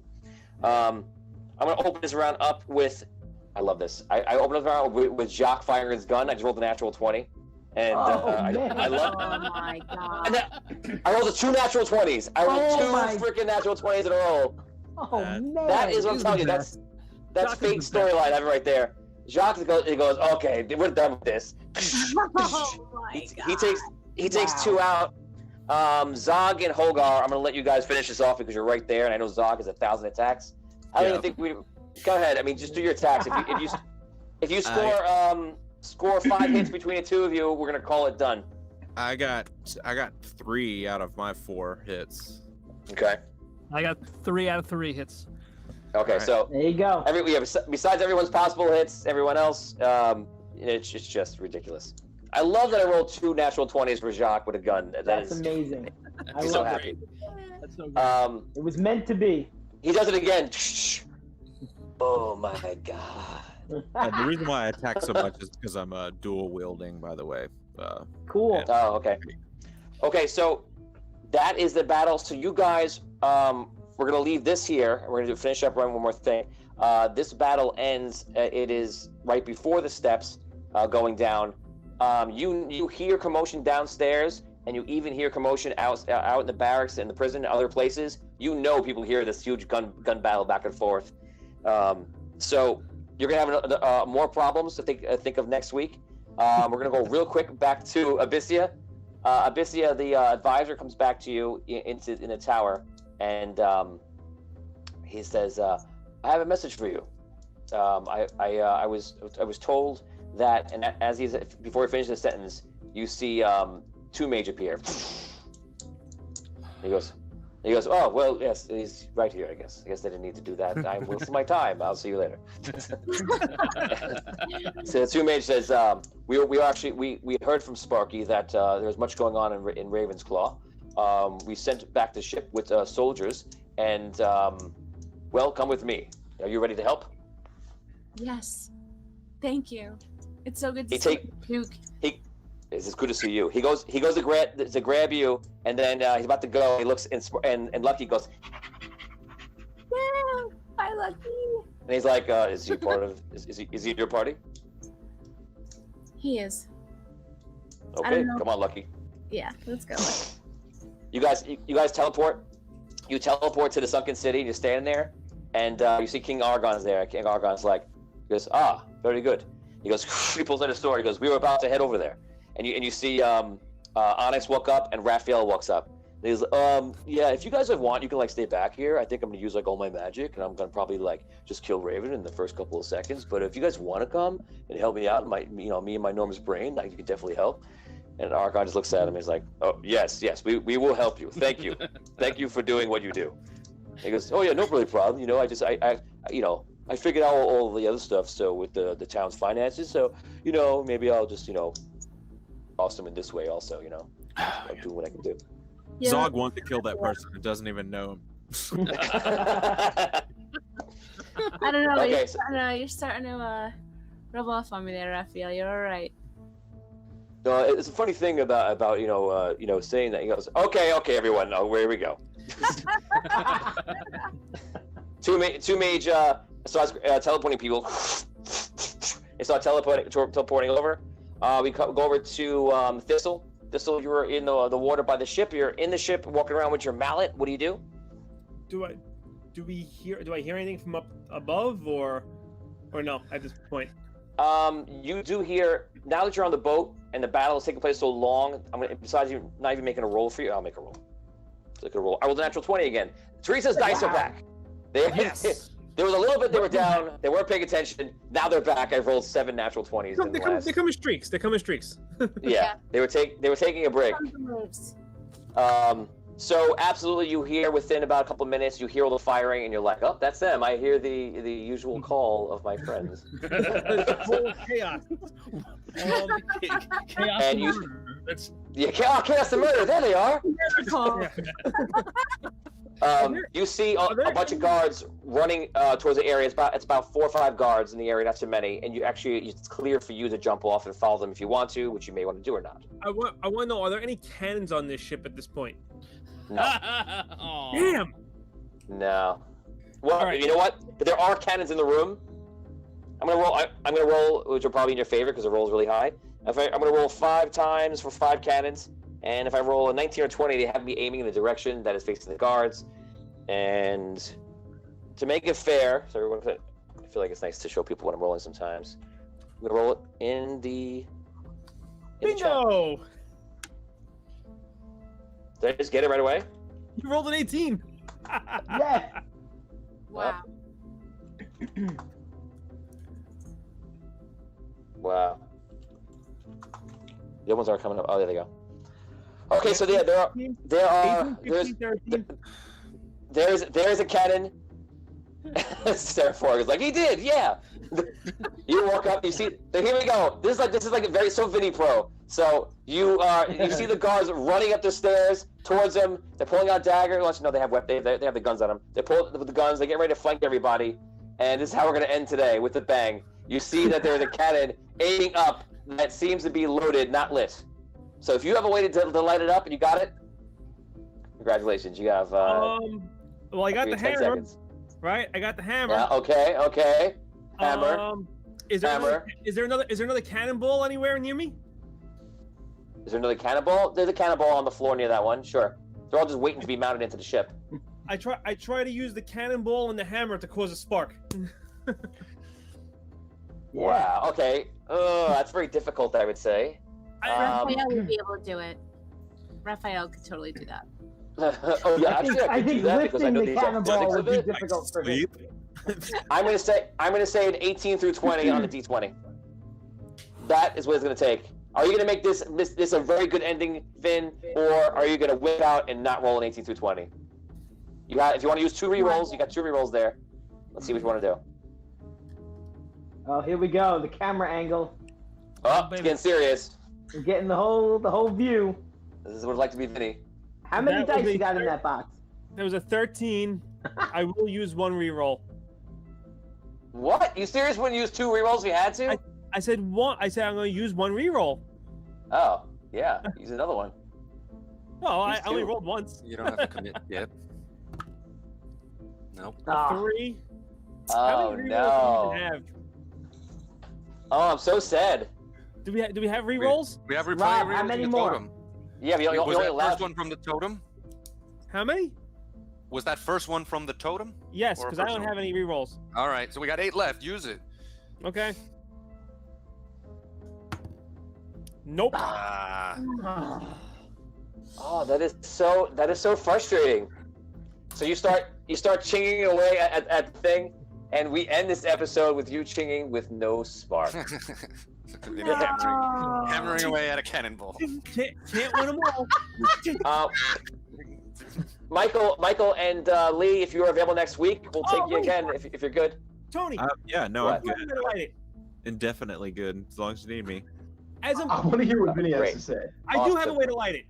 As I'm sitting there, I think about the ember. I use the ember crystal that's in me. I want to see if I can use the ember crystal down here. Oh. Okay, so you spend the 2 rounds doing that. Trying to light it up. Sorry, that's a reroll. Spend 1 round lighting them up. They get to the top of the stairs, and you're gonna try to do this ability. I'll give you the ability with a 15 or higher, and you mustering enough just to light it up, and that's it. That's a DM gift for the end of the day. So That's a cool end to the episode too. Just the fire, you know. yes, Come on. if he rolls it. Can't Did do you that. roll it? 18. 18? Oh!